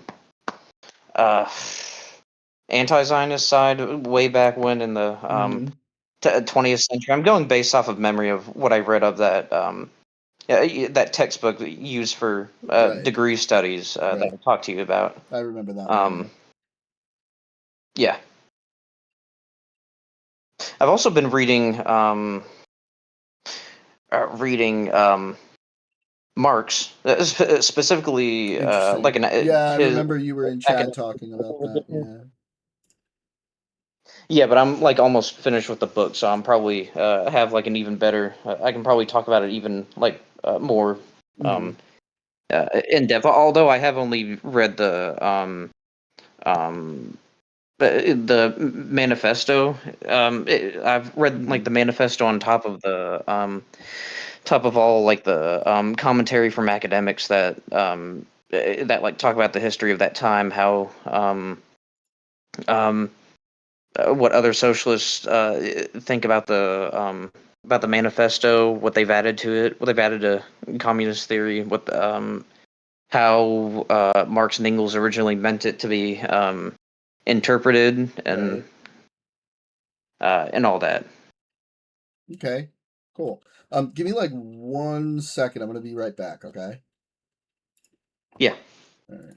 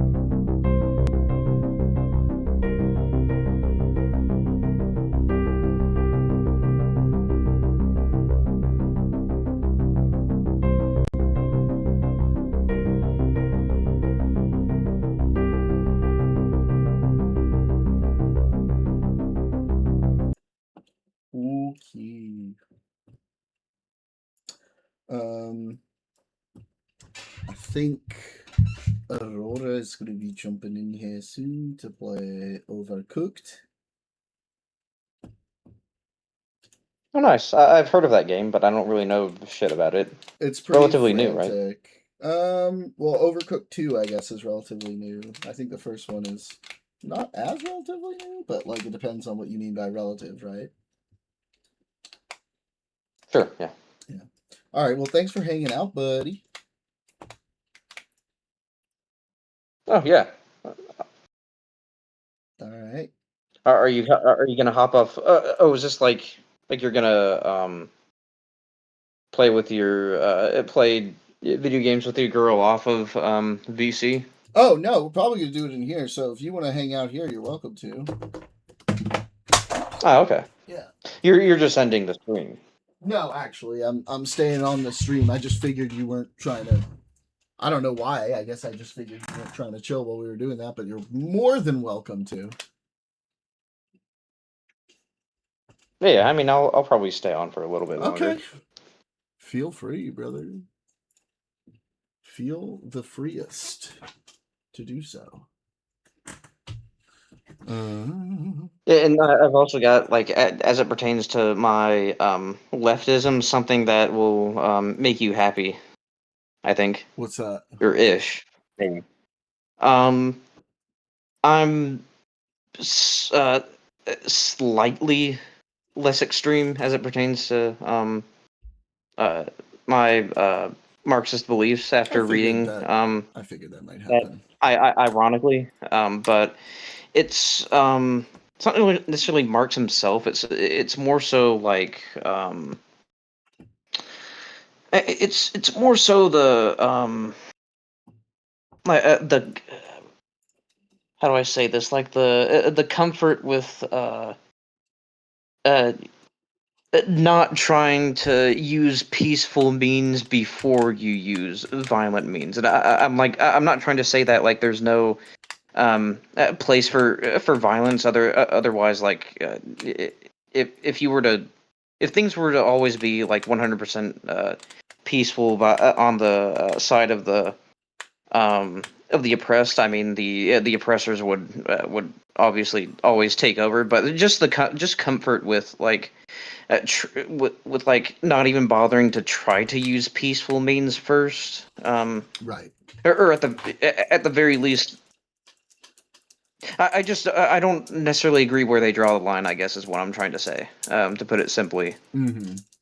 So in that way, I'm slightly less extreme after reading that, especially since like you don't just get the manifesto itself, as I said, you also get a lot of input from academics. That's why I specifically chose to read that, because a lot of like people that call themselves like Marxists or communists just read like the manifesto. I also wanted to get input from like experts. True. Yeah, and I feel like that's probably something that led me to shifting slightly. I mean, obviously by the way I talk, you can tell that I'm still pretty far left, but yeah, I think I'm like slightly less extreme with my leftism after reading that. That's good. We'll get you to be a shit lib before you know it. Yeah. Yep. Yes, sir.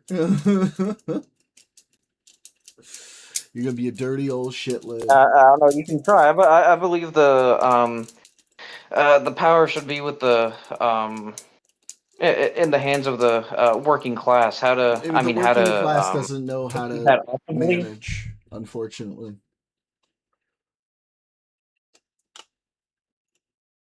I mean, do we need like a powerful bourgeoisie to manage everything?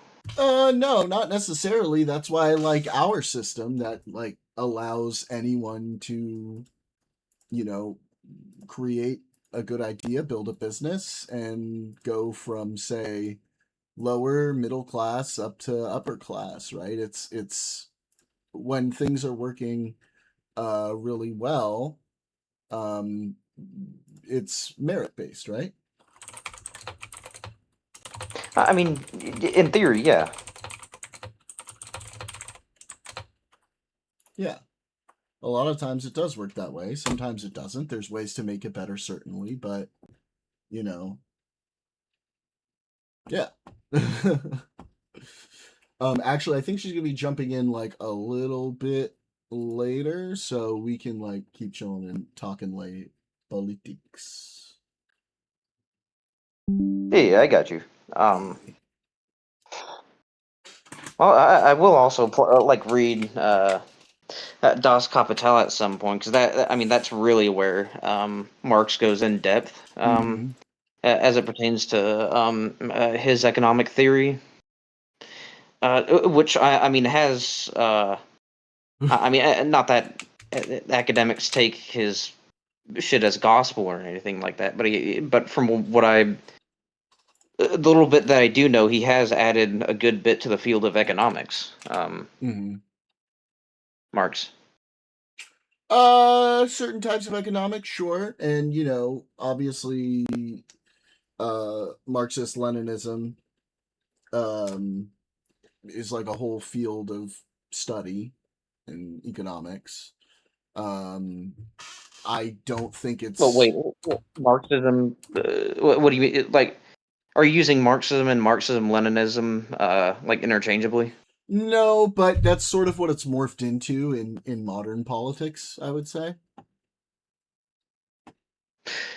I think I would agree with you. Yeah. With you there. I mean, when I look at a lot of like leftist communist pages, they do seem to be a lot more of the ML type, yeah. as opposed to like me, I guess, where I'm like I don't know, just plain Marxist, but I don't know. I don't necessarily know when to draw the line of the thing the appropriate about use of Marxism violence. is, you know, I think a lot about Marxism is like a lot of the practicality is sort of lacking, which is why you end up with Marxist Leninism, where you have like a lot of the actual, you know, practical applications that have, you know, been borne out in the real world. I feel like Marxism on its own is very theoretical, right? Yeah, if that makes sense. Yeah, I mean, although as I said, it has added like workable, like actual workable theories. That's that's not to say that 100% of it has done that. So I mean, yeah, I mean, I'm not a scholar on the topic, but I'm just talking to you as like based on what I've read so far, and there are certain ways in which Lenin's implementation has Lenin's implementation is different as opposed to what Marx would have wanted it. Hang on.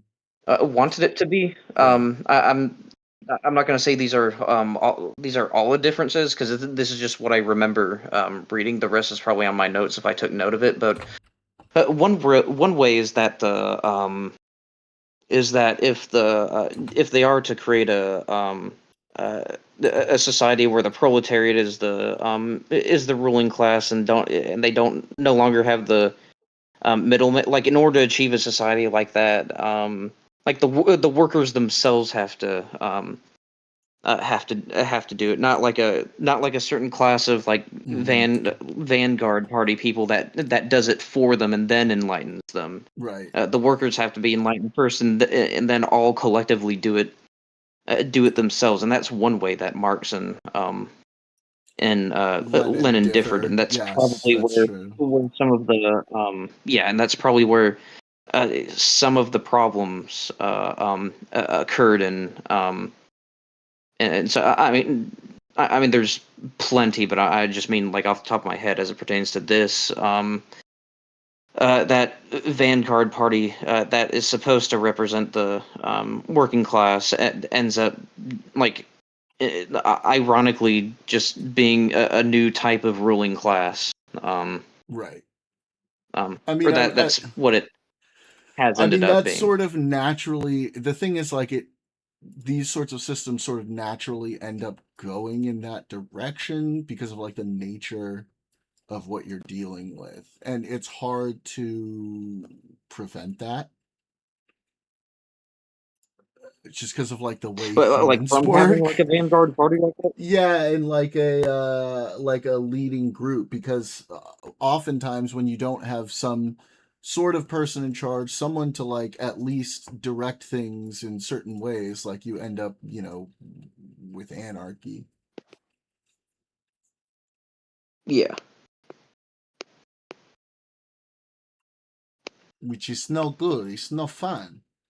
It's not fun for anybody, you know? You don't want anarchy. It's not a good time. It's a bad time.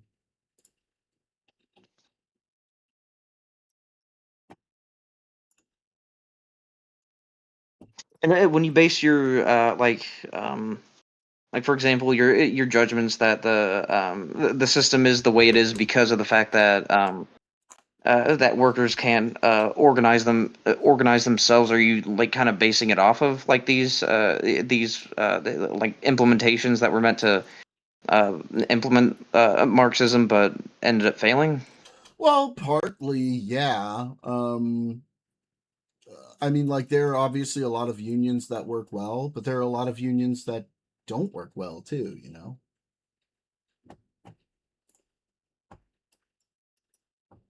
Yeah. It's just a matter of like, how are you going to organize in a way that is beneficial both to the workers and to the company? Because if obviously, say for example, with a union, you're spending way too much on labor, giving too many benefits in a certain way, then the company becomes unsustainable, and then everybody's out of a job, right? Which kind of defeats the purpose of even having a union in the first place. Like that's one of the nice things about the capitalist system is a lot of it is self-balancing. Obviously, in a lot of cases, you need to account for certain things, right? You have antitrust and so on, and yeah, in a lot of cases, I'd like to see like smarter legislation aimed at that. But at the same time, right, you want to do your very best not to interfere so as to prevent the market from having too many outside forces and cause things to be out of their natural proportion as far as like wages and things go, because if you look at like the data, a lot of times wages will adjust for the market, which is kind of what you want. Now obviously in the US there have been like some issues with that.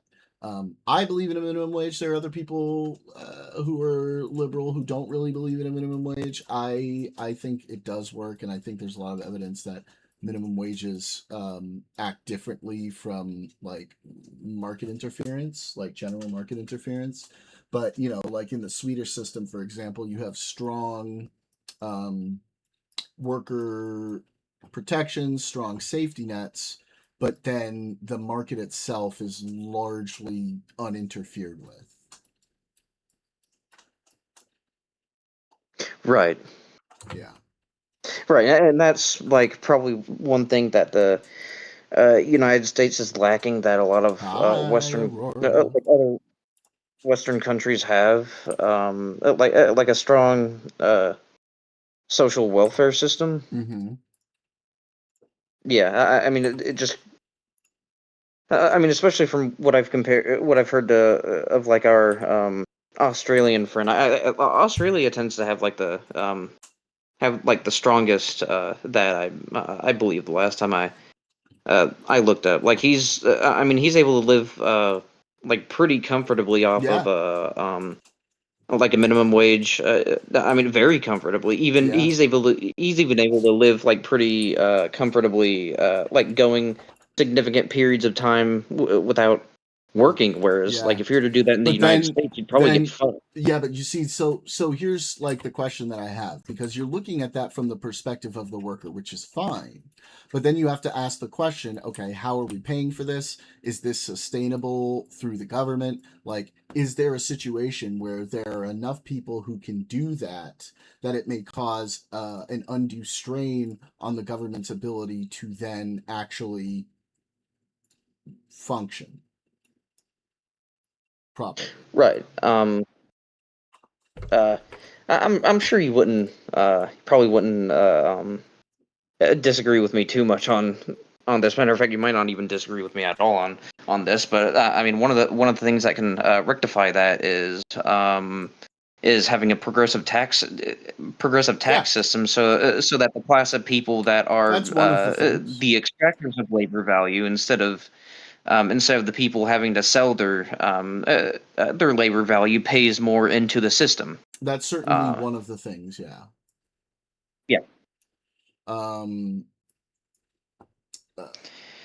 Yeah, but like, I think a lot of people want like a system where like, okay, we don't have to do anything, like if we don't want to, right? The workers all need to like, everything should be on the side of the workers, which like I understand that perspective, right? Especially if you're a worker. But when I say, like, when I push back on something like that, it's very much not about, oh, well, the rich people need money too. It's about, is this system, sustainable is the question. And like, how Sustainable, do we, realistic, like how all do those we things. ensure that it continues to be sustainable over a long period of time? Yeah, and it doesn't necessarily have to come into the. It doesn't necessarily have to be a. I mean, this is the part where like I've changed my mind to not be as much of a that Marxist, in that like it doesn't an ML would never say what I'm about to say, in that it doesn't necessarily have to come from a violent revolution.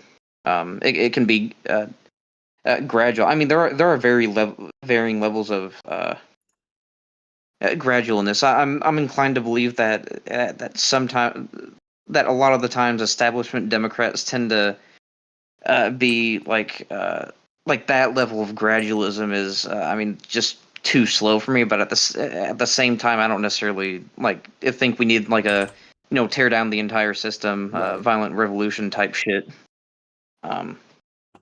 Yeah. Yeah, I mean, like, I'm obviously inclined to agree. Yeah, you don't want a violent revolution is fucking insane, and the people who want them are fucking insane and should not. Yeah, if it's not needed, it's which I mean, and it's gonna take a lot to convince me that it is needed, right? Like, you're really gonna have to show me that is what we really need, I mean, like as like pertaining to Leninism and the political situation in Russia during that time, it probably was like I think it was a lot worse even than it is here. I mean, I remember learning about that time period, not necessarily the rise of the Bolsheviks, although I have learned about that too. But I mean, like the events preceding that, or the events that came not too long before that, like less than 50 years before the rise of the Bolsheviks, and just I mean how fucking evil the Tsar was to his people. I mean, when people tried to protest more peacefully. I mean, there are plenty of times where like by the soldiers, they just got shot the fuck down. I mean, like you know about that. If you know about that, it's I mean, it's not surprising why someone like Vladimir Lenin would be popular for the people that had to deal with that. Right. But I don't think our situation here is quite as bad as it was in Tsarist Russia. Yeah, again, I'm gonna be inclined to agree with that interpretation, but depending on who you're talking to, they can certainly make it seem like it is. Yeah. Yeah, and I mean, even though I would I mean, I would certainly I mean, as it pertains to like whatever certain individual policy issues, I would gladly work with like MLs, because they I mean, at the end of the day, they want same thing. It's just like they obviously are. They're willing to do a lot more systemic destruction than what someone like me would do. So that's why I say like individual policies. We all want to. I mean, power to the people, to the working class. It's just the means that when you look at our politics as a whole, as opposed to individual policies necessarily, I guess. Yeah. Does it kind of sound like that versus? I don't. Oh think, yeah, sorry. What? Yeah, I just don't think it needs to be that, like, wide-reaching and sort of broad in the interpretation of how it should be. Like, power to the people in general is like a nice idea, but really it should be power to the people who are most capable of properly wielding and appropriating that power.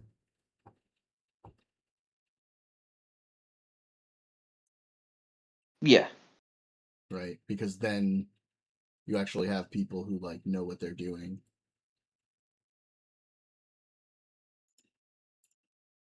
Which is what and which is why like having why I also believe in I don't like America for this, how like compared to some other Western countries we don't really fund public higher education. I think there are certain there might be certain we K through subsidize 12, it. but like I mean, do we? I mean, it seems like there are certain countries that do it a lot more, and I didn't say we do it. I didn't say we do it more than anybody else. I just said that we do it.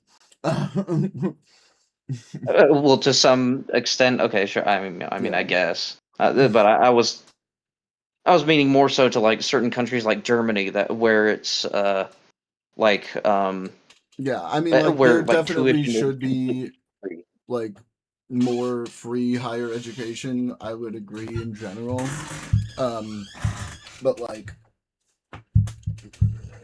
how it's tough to legislate that in the United States of America. Yeah. Unfortunately, but I mean, hey, maybe people like Mom Donnie and El Said will change that.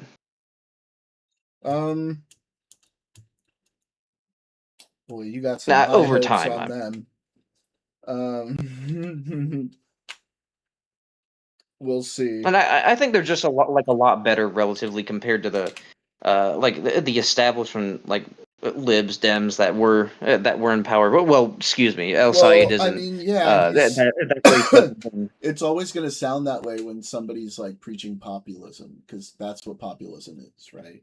But like in practice, this is why establishment Dems are establishment Dems, because they know, like, okay, this is what we can actually get done in practice. I don't know if you noticed, but most of the time,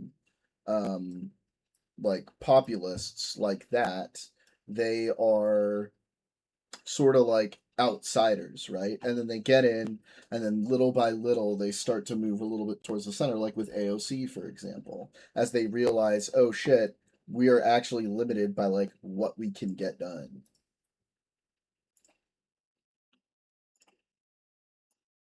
Yeah, I mean, it does seem like that Mom Donnie has been doing a lot more though than well, he's been like implementing a lot more, right? It remains to be seen how it's going to make an economic impact, right? Like, how is this going to affect, people who invest money in the city, people who do things, you know what I'm saying? Yeah. Yeah. And I want to ask from like your perspective, does it seem like I'm more knowledgeable than I was previously on? Yeah, I mean, it sounds like you're like really considering the points that I'm making about economics, where I feel if I like, well, honestly, if I talk to Leo or Josh, when I'm actually making the points, they have no choice kind of to acknowledge them, because like, my points are really fucking good. but you know, the point that eventually it'll come down to, well, I just wish it could be that way, and I'm like, yeah, we all fucking do, but we have to be, we have to be aware of like the realities of actually implementing things like that, rather than just kind of what we want to happen. Yeah. Yeah. I was just like, because I feel like as it pertained to talking about Marx, that I was able to I was able to like talk like give a lot more information No, I than mean, before. After. dude, you're in school. Your insight is going to be improving, and that is exactly what I'm expecting to see and what I'm seeing. So 100%. I mean, I'm not in school for this. This is like on like reading that I do on the side of what my major is. Right. But I mean, yeah, I picked scholarly sources to. I try and find like good quality books that are used in like degree programs, like what I said about the Israel Palestine like book. That's like an actual book that's used for like a semester, maybe even 2 semesters worth of that major Oh hell yeah. for those specific classes. I mean, yeah, I just like it took me a bit, but over time I learned how to like do my own research. Sure.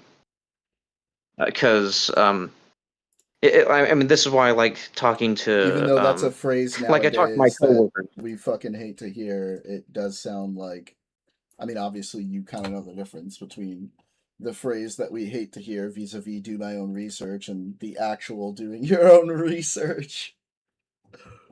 Yeah, because like when it comes to like someone says do your own research, who the fuck knows what that means? Does that mean like you're doing what I'm doing, reading like actual scholarly sources, or are you just reading or are you just watching like Europa: The Last Battle, and it's like oh shit, Jews are demonic hell spawns. Hitler Well, was right. All we had to do was kill enough of those motherfuckers, and we'd be living like who knows what. To be fair, we are What? demonic hell spawns, okay? So don't get it twisted. So Hitler was right? I'm fucking Why kidding. did you have to take it the step further from the joke? Oh god. Oh yeah, No, Hitler but was I not mean right. that was a joke too. I know. Oh no, he wasn't. You just put me in a No, awkward he was position. he was a maniac, rightfully demonized in Of course. Yeah. in history. But that kind of has to do with what I'm about to say next, because I've like have some coworkers that are not Nazis, but they are people that have tried to do. You good? Yeah, I'm just laughing, and I was hitting a vape Oh, at the okay. same time that I was laughing. So I got you. But I mean, like there are people that try to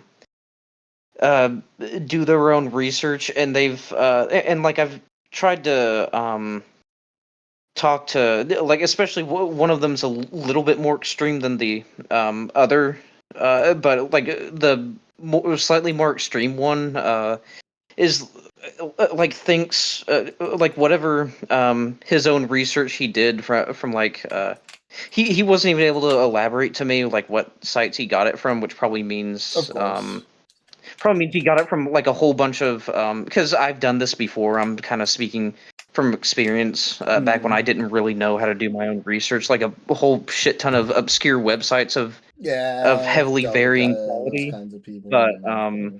But yeah, from whatever his own. There's certain like historical facts that he said that were like okay, you like know more than like what the average conservative would on this, but then also like he then said certain things like yeah, even though like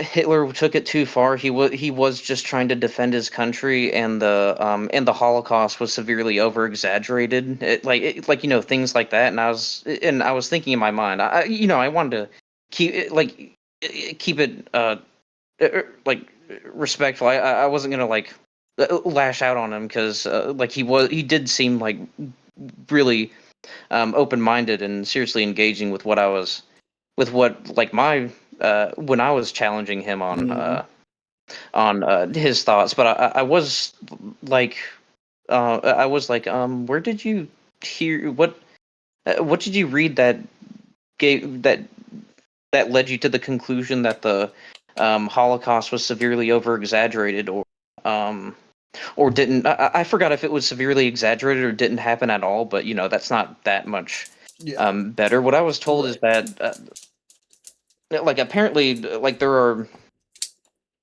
like referring to like certain video snippets of like oh well, if they actually gassed the Jews in Auschwitz, why would this building have a wood it beam on is it? I mean, the dumbest fucking the shit. gas would just escape and kill the guards outside, like things like that. And it's like, okay, is that like all of It's pretty Auschwitz? fucking brain broken, to be honest.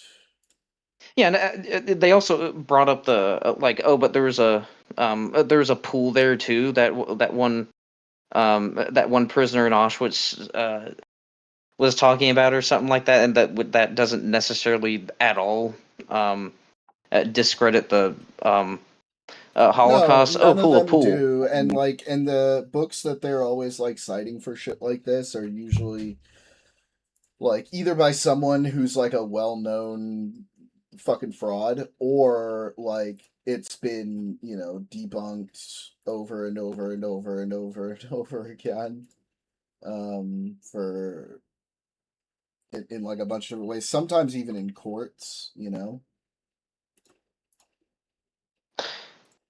Yeah, where like that would get you in legal trouble if you were to say in Germany, for example, or something like that. Because said before, they take that very seriously. But I mean, yeah, it's even like I looked some of this like what they're saying up like about but the gas chamber had like a fucking wood beams or something to it that would if that were true, if all of the rooms in Auschwitz were like that, that would actually leak out gas and kill the guards too. But surprise, surprise, not even close to all the rooms were like that. That wasn't even that wasn't even the chamber that they used to gas them. Yeah, So I mean, like it's it was always like, just bullshit and lying and made up shit. It's just like it's fucking Nazi math. We like to call it. It's Nazi math. yeah. Yeah. Yeah, it's just I just don't think that I mean, based on how they talked about some of the other things, like when like for example when talking about like Hitler's National Socialism, like calling it National Socialism, he didn't call it like, oh, but it's socialism. He was like, no, that's I've looked up stuff about fascism, and National Socialism is fascism. It's a form of Yeah, of course. form of fascism. Whereas like the common People are always like, misconception. oh, it's National Socialism, and then you're like, okay, so North Korea is a democratic people's republic, right? But like, I don't even care, because like this argument is so stupid. Like, who cares if it's socialism or not? It like it's what it did was bad, right? Like, I don't fucking care for whatever we're calling it. You know what I mean? Like, why do I fucking care about that? Yeah, exactly. I mean, yeah. Even though it is also important to note why it's not that. Well, no, it's just this weird fixation that leftists have. Be like, okay, well, so socialism is bad because it's not Nazism. Or socialism isn't bad because it's not Nazism. But there are other issues with socialism that don't necessarily require it to not be Nazism to still have problems. This is why I don't like that argument. Oh well, I mean, yeah, I mean, I wouldn't make that argument, but you're talking about those people, I guess. Yes. Yeah. Because I mean that's like a like the where that sort of ideology stems from is completely different from where like Maoism and Stalinism stem from. There was I don't think Mein Kampf ever mentions anything about working class issues at all. I think it's just like race shit. Yeah, pretty much. And all that. And I mean, one thing to kind of I haven't read anywhere near as much about fascism as like Marxism, but I have looked up some facts about like more basic surface level facts about it. About it, and like, do you know who Giovanni Gentile is? No. He's thought to be like the OG fascist philosopher, and For he's like, Italy, yeah, I mean, that makes he was sense. like an actual. Yeah, he was an actual academic, and he served Mussolini as like some sort of advisor or some shit like that, and approved of Mussolini's attempt to involve that. But like, yeah, I mean, his philosophy didn't give like a single fuck worth of shit about like working class issues. Matter of fact, like it definitely wouldn't. I mean, it's an anti-materialist ideology. Fascism completely rejects the role of materialism in its philosophy and improving the issues, and believes there are a lot of like weird. I mean, unlike Marxism, I mean, his philosophy never really added anything to. I mean, there's a good reason why we know who Marx is, but not Gentile. Marx has added his ideology has added a significant more to like all sorts of disciplines, as opposed to Giovanni Gentile's You see, fascism. That's a lot more. I sidestep all of this by being a good old liberal capitalist. Right. I just thought it was interesting. I also just like learning about it is. Of course. like I'm just parents too. being a little. Yeah. I'm just being a little bit of a fucker about it. Yeah. Also, like explaining why, like, I'm leaning far left, but like based on the little bit that I've learned about fascism, why I would never lean to that side of the to the extreme. I mean, a rejection of materialism, which is almost to reject reality, as well as like it's very like more philosophical, wooey specific. That's not the best way to describe it, but but basically his philosophical ideas didn't have a whole lot of empirical merit to it, and thus weren't really taken seriously by academia. Like, for example, I forgot what he called this theory, but there's one theory that he had where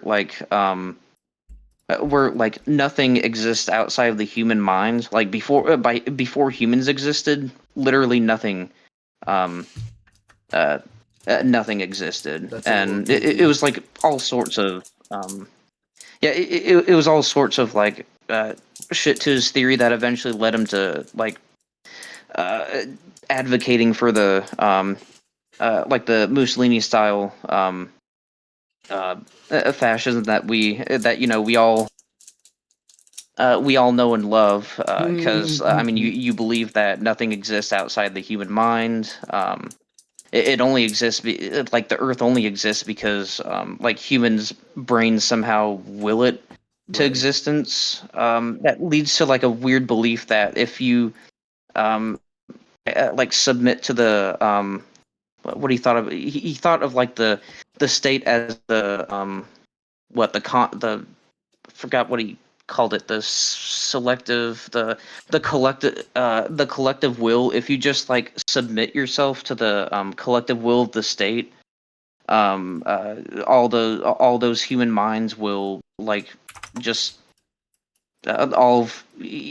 those humans' minds will just be in lockstep with each other, and somehow things will just magically change. I mean, there's a lot of wishful thinking in both schools of thought. Yeah, Yeah, because I mean, say what you will about Marxism, but I mean, one of those is significantly more like wooey bullshit than the other one. One is not taken seriously at all. The other one has added to fields, even if not 100% of it is taken seriously by I mean, academics. there are certainly I mean, there academics is. who I take mean, there are no fascism working very theory. seriously, and one could point out the fact that Germany's economy was quite strong during much of World War II. It's just you know, they sort of over committed to certain things that ended up being big mistakes. Yeah, I mean, I know. Oh, that actually reminds me of what like another thing that my coworker said about Hitler to like from him make the point that Hitler wasn't as bad as people think he was or something that oh he like helped and rebuilt Hitler like rebuilt the German economy or something like that, but which is like technically true, but pretty deceiving because it was based on like rapid militarism that wasn't really sustainable. Right. That's what I mean about the overcommitment. If they had done that more, like, if they had done that in a more sustained manner, it may have turned out differently. Who knows? A lot of things were very sort of like just the right moment for shit to happen, the way that, you know, Hitler and Germany would have needed in order to act in the way they did. But yeah, like it was on a ticking clock essentially. Yeah.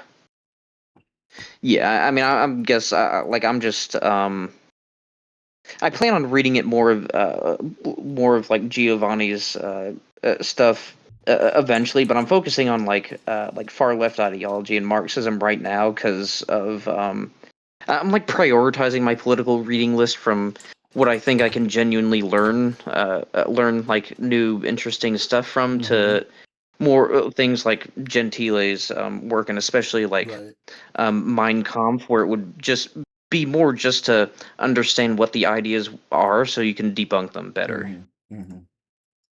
Because I mean, although you can say like Marxism and fascism are like two streams in and of themselves. I mean, obviously one of them is significantly more workable than the other. One offers nothing workable. The other one does offer not everything, but not completely insignificant amount. But workable. I guess that's basically my point that I'm trying to say when comparing the two. True. I don't know. I don't think. I mean, really, at the end of the day, for me, it doesn't make too much of a difference because, like, you know, both schools of thought, as far as I see them, are not the most workable as it stands right now. So, like, they're interesting to study and learn about, but also, like, they haven't offered something better than liberal capitalism at the moment.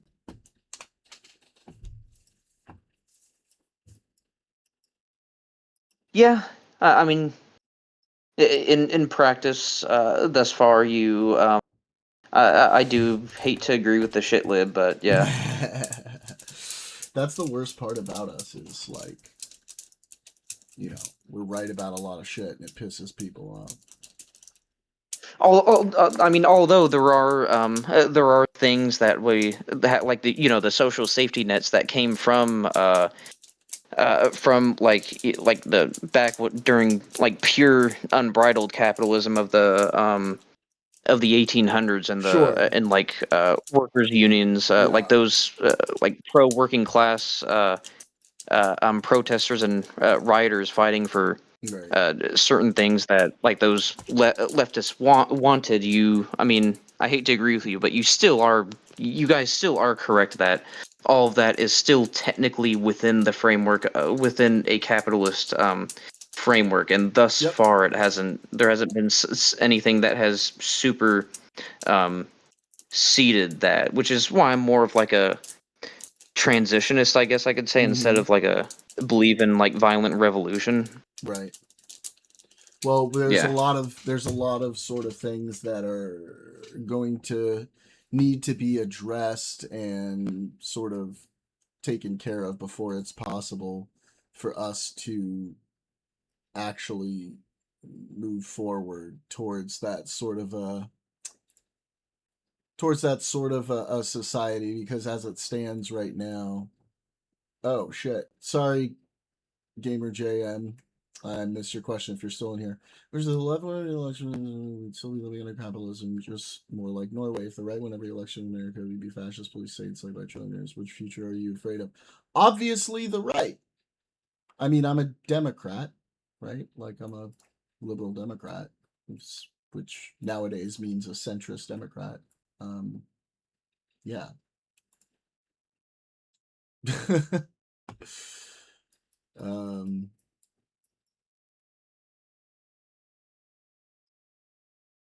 Yeah. If you're still there, that's my answer to your question. Sorry, I wasn't looking at Twitch What was he chat. asking? My bad. He said if the left won every election in America for the next decade, we'd still be living under capitalism, just more like Norway. If the right won every election in America for the next decade, we'd be a fascist police state enslaved by trillionaires. Which future are you afraid of? Obviously, it's the right winning. That's the thing. Like, I feel like a lot of leftists don't realize that, like,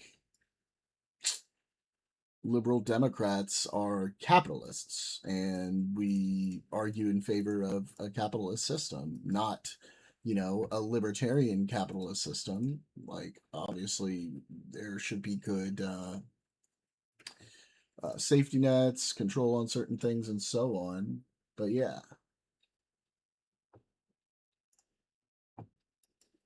But it's Twitch. Yeah, because I mean, if you had none of that, you would have like a fucking 1800 society. I mean, that wouldn't be fun for the vast, overwhelming majority of people. No.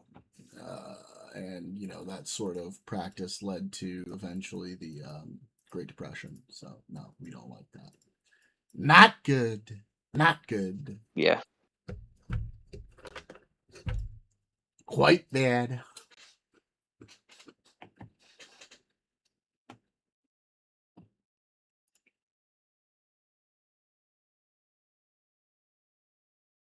Actually.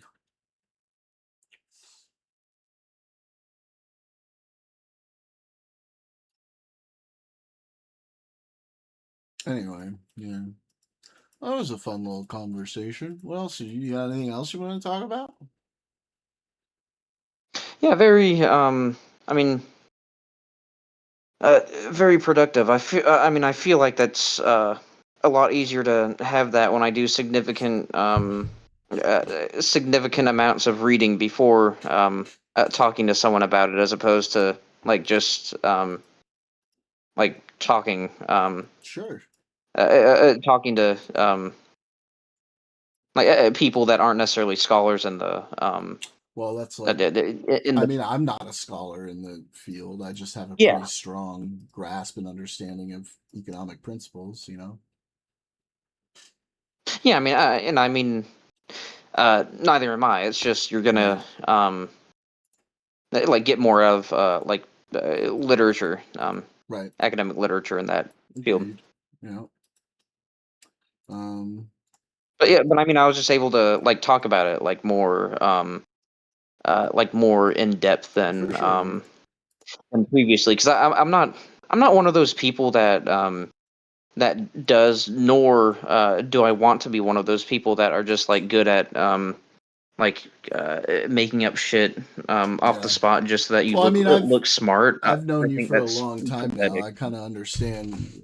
You tend to be very open-minded. You consider, whatever argument is put in front of you in a debate. Like I know that about you. Yeah, 'cause, I mean, like an ML would never agree with you like I did about like, yeah, technically all that was within a capitalist framework, even though those were leftists that made those certainly pro working class demands. Yeah. Yeah. Matter of fact, they would probably get pissed at me for not being for like agreeing with a shitlib like you on anything. I imagine. I'm a good Yeah. old shitlib. That's what we're here for, to piss off the leftists. Yeah. That's why we exist. Yeah. I guess like one thing that does like sometimes and I'm not like talking about you necessarily. I just mean like this in general. It's not even specific to liberals. Matter of fact, it's almost more like conservatives are like this. But things that are oppressive, that harm society, but are legal. I mean, I just whenever I like bring up like something that like harms society, like I was bringing up like ICE ICE agents, because I didn't I mean they're not following the law, but I didn't even Yeah, I was really gonna say, care to be to clear, pull that's them more that of like because they're harming. that's more of a situational issue rather than like a broad thing that necessarily is harmful to society. It's because of the current administration that we're dealing with it. Yeah, but I was using that to bring up a point that like as it pertains to like you bringing up things, whatever it is that's harmful in society. Whenever people bring up its legality a significant portion of the time, like I bring it up to explain how it's harmful, and I get it, but that's the law, but that's legal though, sort of answer. That's something that does genuinely Yeah, I don't like those kinds of arguments genuinely either. That irritate me. pisses me off. Hey, what up, neighbor Ernie?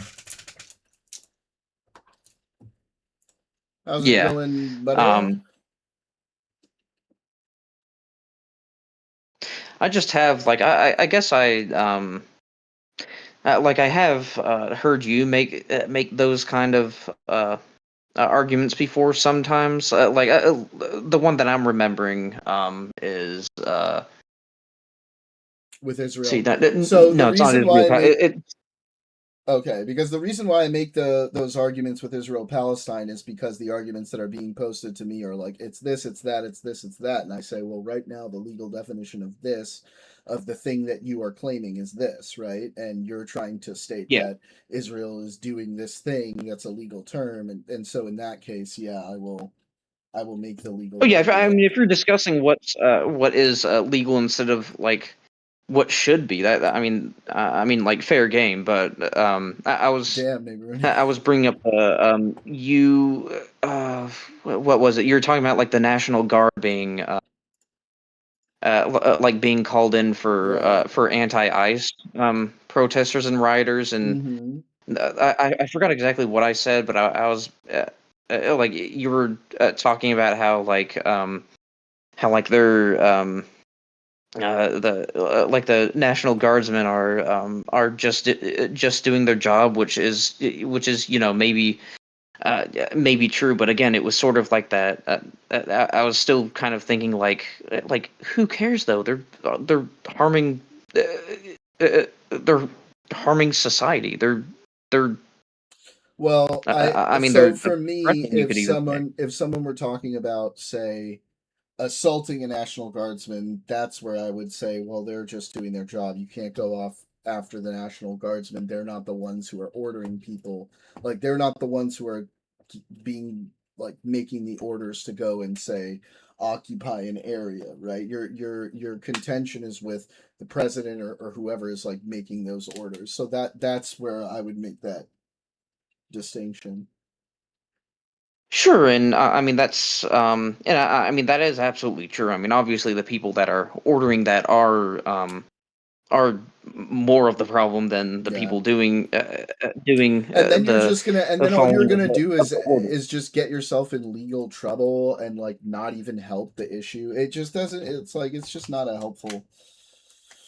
way to go about it. It doesn't like move you forward in any direction that you want Yeah. to go. So yeah, I don't see why people want to do that. It's and like yeah, um I mean I also agree with you like that. Like even if I would like not blame someone for like I guess technically maybe doing like illegal violence against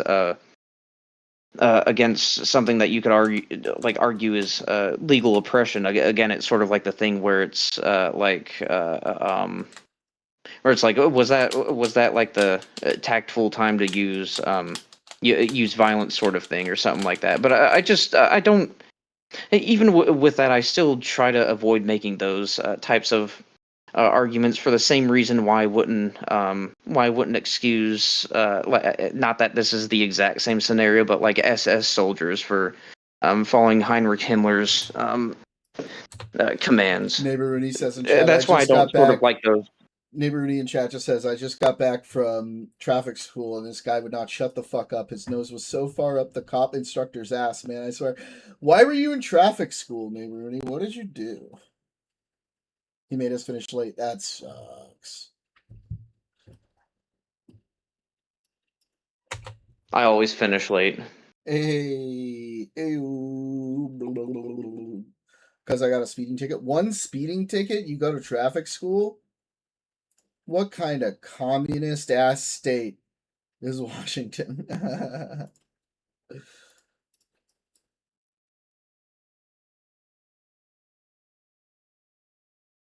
But like yeah, I kind of I wanted to like bring that up while also trying to make it very clear that I'm not saying that like what the guardsmen are doing is like that it's exactly equivalent to the SS soldiers. It's just a similar dichotomy of oh well, you know, I'm harming society, doesn't matter. I'm just following orders though. No, it's not the same. You can see it. Well, that's why I just said the it's same not if you want, but it's like it's really not. Like you can just make that argument about anything you don't like. Then, if that's how we're going to view it, the reality is sometimes like there are orders that you don't like, but you follow them because the like alternative is worse, like for you personally, and it's just not worth the effort. And sometimes like what you're doing is really fucking terrible, like murdering lots of people. But like most of the time, right, like like the National Guard are doing their job. They're not getting paid enough to like fucking make their own decisions. And yeah, like you can't expect National Guardsmen to like risk all their benefits and all this other kinds of shit because the president is like going a little crazy on like immigration. Cop went off on so many tangents, blaming rising traffic incidents on homeless people. Read about SNAP and ICE protests and shit. Oh my god, that's wild. I mean, it's just again, I try to avoid those sorts of arguments. I mean, I was trying to make it clear that it wasn't the exact same scenario with the SS. That was obviously worse. The National Guards are not participating in ethnic. I just don't like that argument at its base, right? Because it's such an easy one to be like, oh, the Nazis were just following orders. Yeah, but like when I go and like fill out a form at work, I'm following orders too, right? There's a scale there. Right. Okay. I mean, I guess that's like where you like draw the line, and that's why I wanted to make it clear that like while I try to. Well, it's not like, about so. Well, again, it's not about like drawing a really clear line. It's about understanding like the person, their position, like a National Guardsman, what the impact could possibly be from them deciding to do or not to do something, and like what it would cost them personally versus the impact on society. You just have to take those things into account. I have to go spend 3 more hours with those clowns on Wednesday too. www. Yeah, I guess it's just like where I draw the line. I don't think the line has to be as extreme as ethnic Nazi style genocide. I would I just as it pertains to the use of violence from from like soldiers or police if it's something that harms and oppresses those with less power than like what, especially what even like the guardsmen and police have. Then I mean, that's where I really don't like those, but they're just following orders sort of arguments, where I try to avoid that because I just think that's silly. Yeah, a lot of things are silly about a lot of things people say, but you know, I love that name, Rooney. www.fuckthisshit.com with the golden W's. Hell yeah. Hell yeah.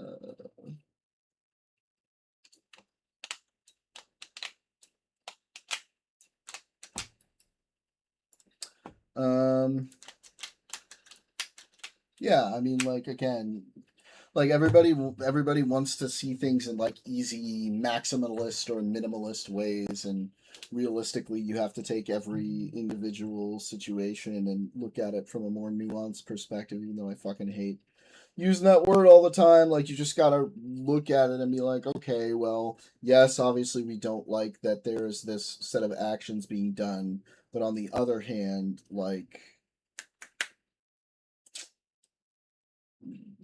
the alternative for the individual is pretty shit. So,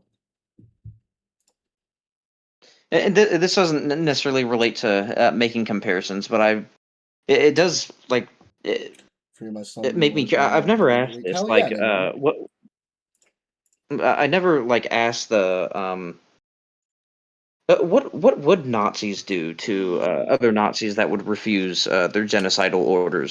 Wouldn't they just kill them? Sometimes.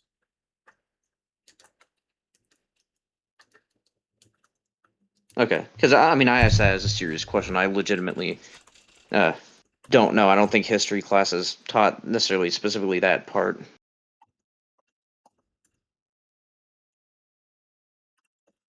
Hang on.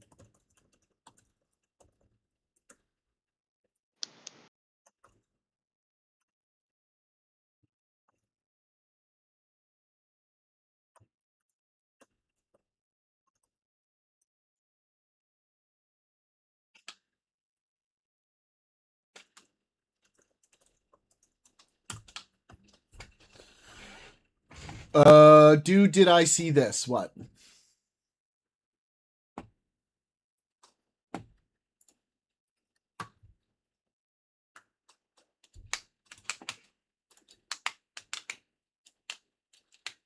Apparently the Cuba blockade is a genocide now, too. Oh, God.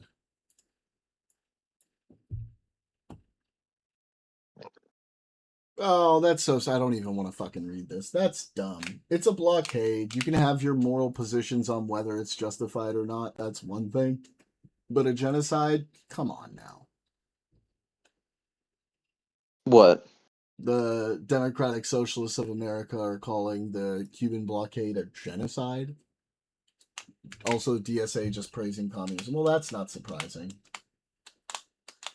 Mask off, indeed. Yeah, what socialism? Just straight fucking communism at this point. Well, hey, I'm not necessarily against that. Depends on what they mean.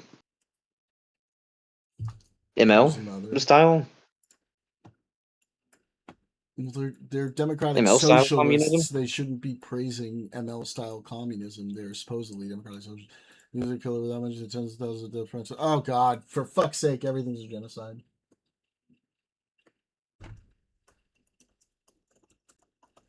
You're a genocide. I am a genocide.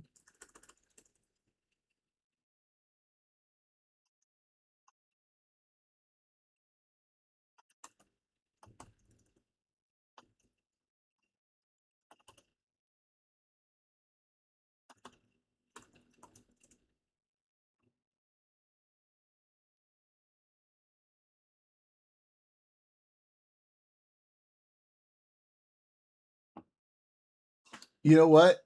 I genocided my toilet earlier today, Rooney. with the McDonald's With that I shit? ate last night.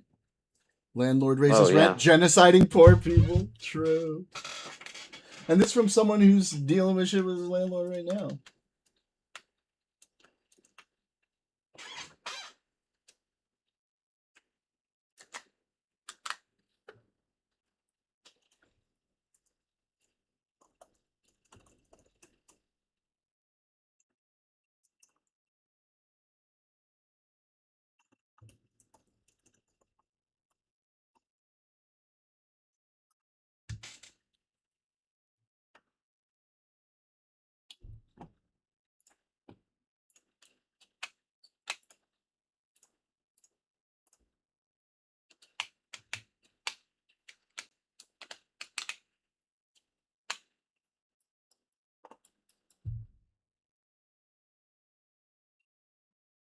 Systemic and pervasive. True.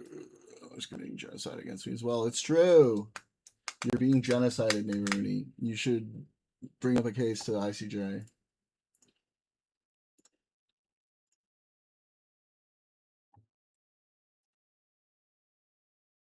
The shit about Mate Wojak? Wait, where? When? What?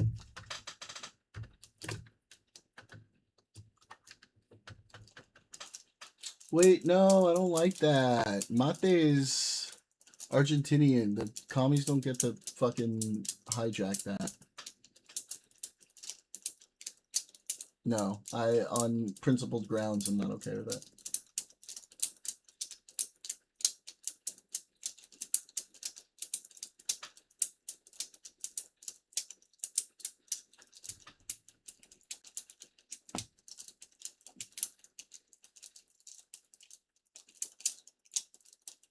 Ooh, one thing I thought of, Jordan.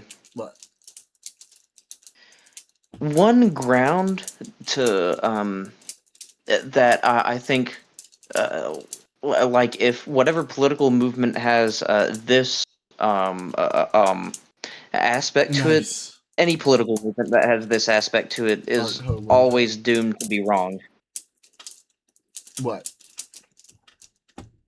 Anti-intellectualism. Agreed. Because it's not just fascism that had that. It was even like so I'm remembering now like what I looked up like for example even in even in Lenin's like pre-Stalin Russia there were still like they were going to execute, but they settled on just like deporting academics, but like and it wasn't even ones that were necessarily like, oh, we're fascists, we love Hitler, we're anti-communist or whatever. Like they were just like less extreme socialists that didn't agree with Lenin and Trotsky. So so they deported them, but they deported people that could have, genuinely used their knowledge to improve whatever socialist movement they were working towards. But no, we're you don't agree with me enough, so fuck off to wherever we're deporting you to, right? Basically. That's what we like to do. We like to deport the ones that piss us off. That's our favorite pastime. Yeah. But yeah, I mean, basically any political movement, socialist, fascist, whatever, that has anti-intellectualism in it, I think it's fair to say that it's like 100% of the time always going to be wrong. Any right? anti-intellectual movement. I mean, you can't account for outliers, but I would say probably yeah. Okay, well maybe like 99%, 95, like at least the 95% confidence interval with that. Yeah, something like that.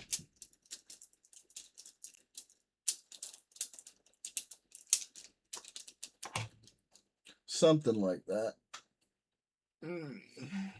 And Stalin, I think, I don't know about Lenin, but I'm pretty sure Stalin either made or ramped up the anti-intellectualism, which I mean just made starvations worse. As it pertained to like the agriculturalists or something like that were that were like that believed in Mendelian genetics, which is like, I mean, that's just empirical fact that that Mendelian genetics is a like theory, is a scientific theory that is I mean, that is like empirically speaking true, but I don't know everything that led up to that. But for some reason, Stalin persecuted like intellectual or like agriculturalists um, that were doing agricultural practices based on Mendelian genetics, as opposed to as opposed to the pseudoscientific practice called something like verniation, I think. Going based off of memory here, I don't remember exactly, but I'm not quite sure what you're are you looking that referring up? to. Maybe you could tell me. I'm not familiar with the term. Yeah, I mean, I'm not too familiar with the with what exactly that entails either. All I know is that that was a pseudoscientific agricultural practice that didn't have the empirical merit Mendelian genetics does, but Stalin persecuted believers of Mendelian genetics. And this is why I find it whenever I look on Instagram, I find it like crazy that there are so many even amongst MLs that think that like Stalin was cool even if he killed a little bit of people or something like that. There's freaks Like everywhere. I don't understand. There are Like I think freaks there's maybe an everywhere. argument that for like not demonizing Lenin too much, especially as it pertains to like with like fighting against like the oppression of the Tsar. But Stalin, I don't really think much of anything he did was defensible. Yeah, I mean, he was so bad that like Trotsky got murdered by a KGB agent, because even Stalin was too much for someone like Trotsky. yeah. I mean, like a lot of these figures have their own sets of kind of bullshit that they went through, but like it is, like they all have their own sort of weird ideas. I wouldn't necessarily look at any one of them and just be like, "Oh yeah, this one's a good one," you know? Yeah. Yeah. Either way. But That's why I think I read literature. I'd like to think I read literature smarter than Trotsky, that like a lot of what a lot of MLs do, because they don't try and find like academically critical edition of like academics that fairly criticize or give credit to whatever movement is being made about. Probably because I'd imagine that would go against their biases, but I mean, as we've you're said supposedly. before, Oh, I mean, Nehru says I he's try. supposedly related to Trotsky. There used to be a picture online of me standing at Trotsky's grave back when I was all socialisty. I have since scrubbed that from my social media. I just don't need that You were popping up socialisty? later. Yeah, like 10, 11, 20, like 14 years ago.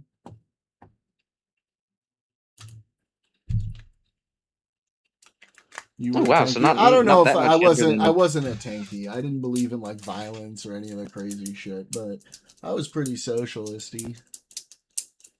Oh, cool. And I So, was like, like, when you were communism more would like have been better right-minded. if it had been Trotsky instead of Stalin. Blah, blah, blah. Which, like, in some ways, So yes, but you're sort of like leaning, Jordan. You're sort of like leaning more towards how I think about this stuff when you were more I like my did age. not. Then. Neighborly, actually, I did not. Maybe, yeah, I think so, yeah. Well, I was also like living, I had been living in New York when Occupy Wall Street was happening, and so like made sense. I was around that shit.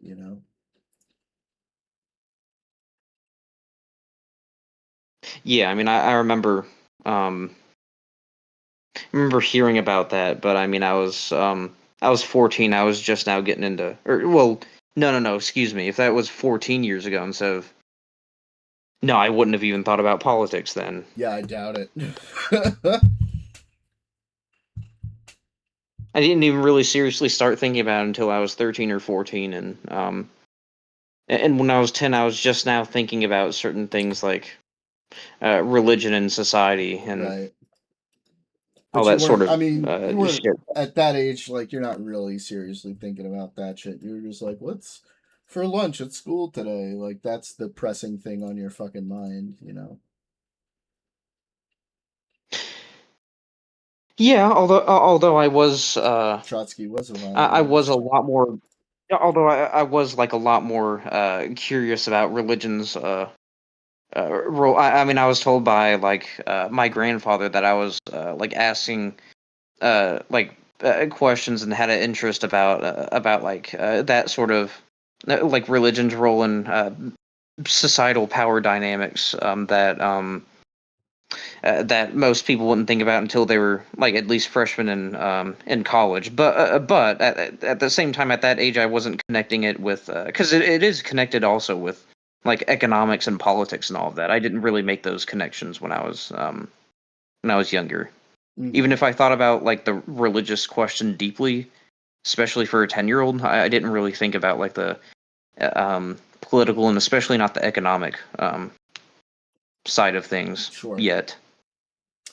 Well, this has been very good conversation. It is time for me to go ahead and end my stream for tonight.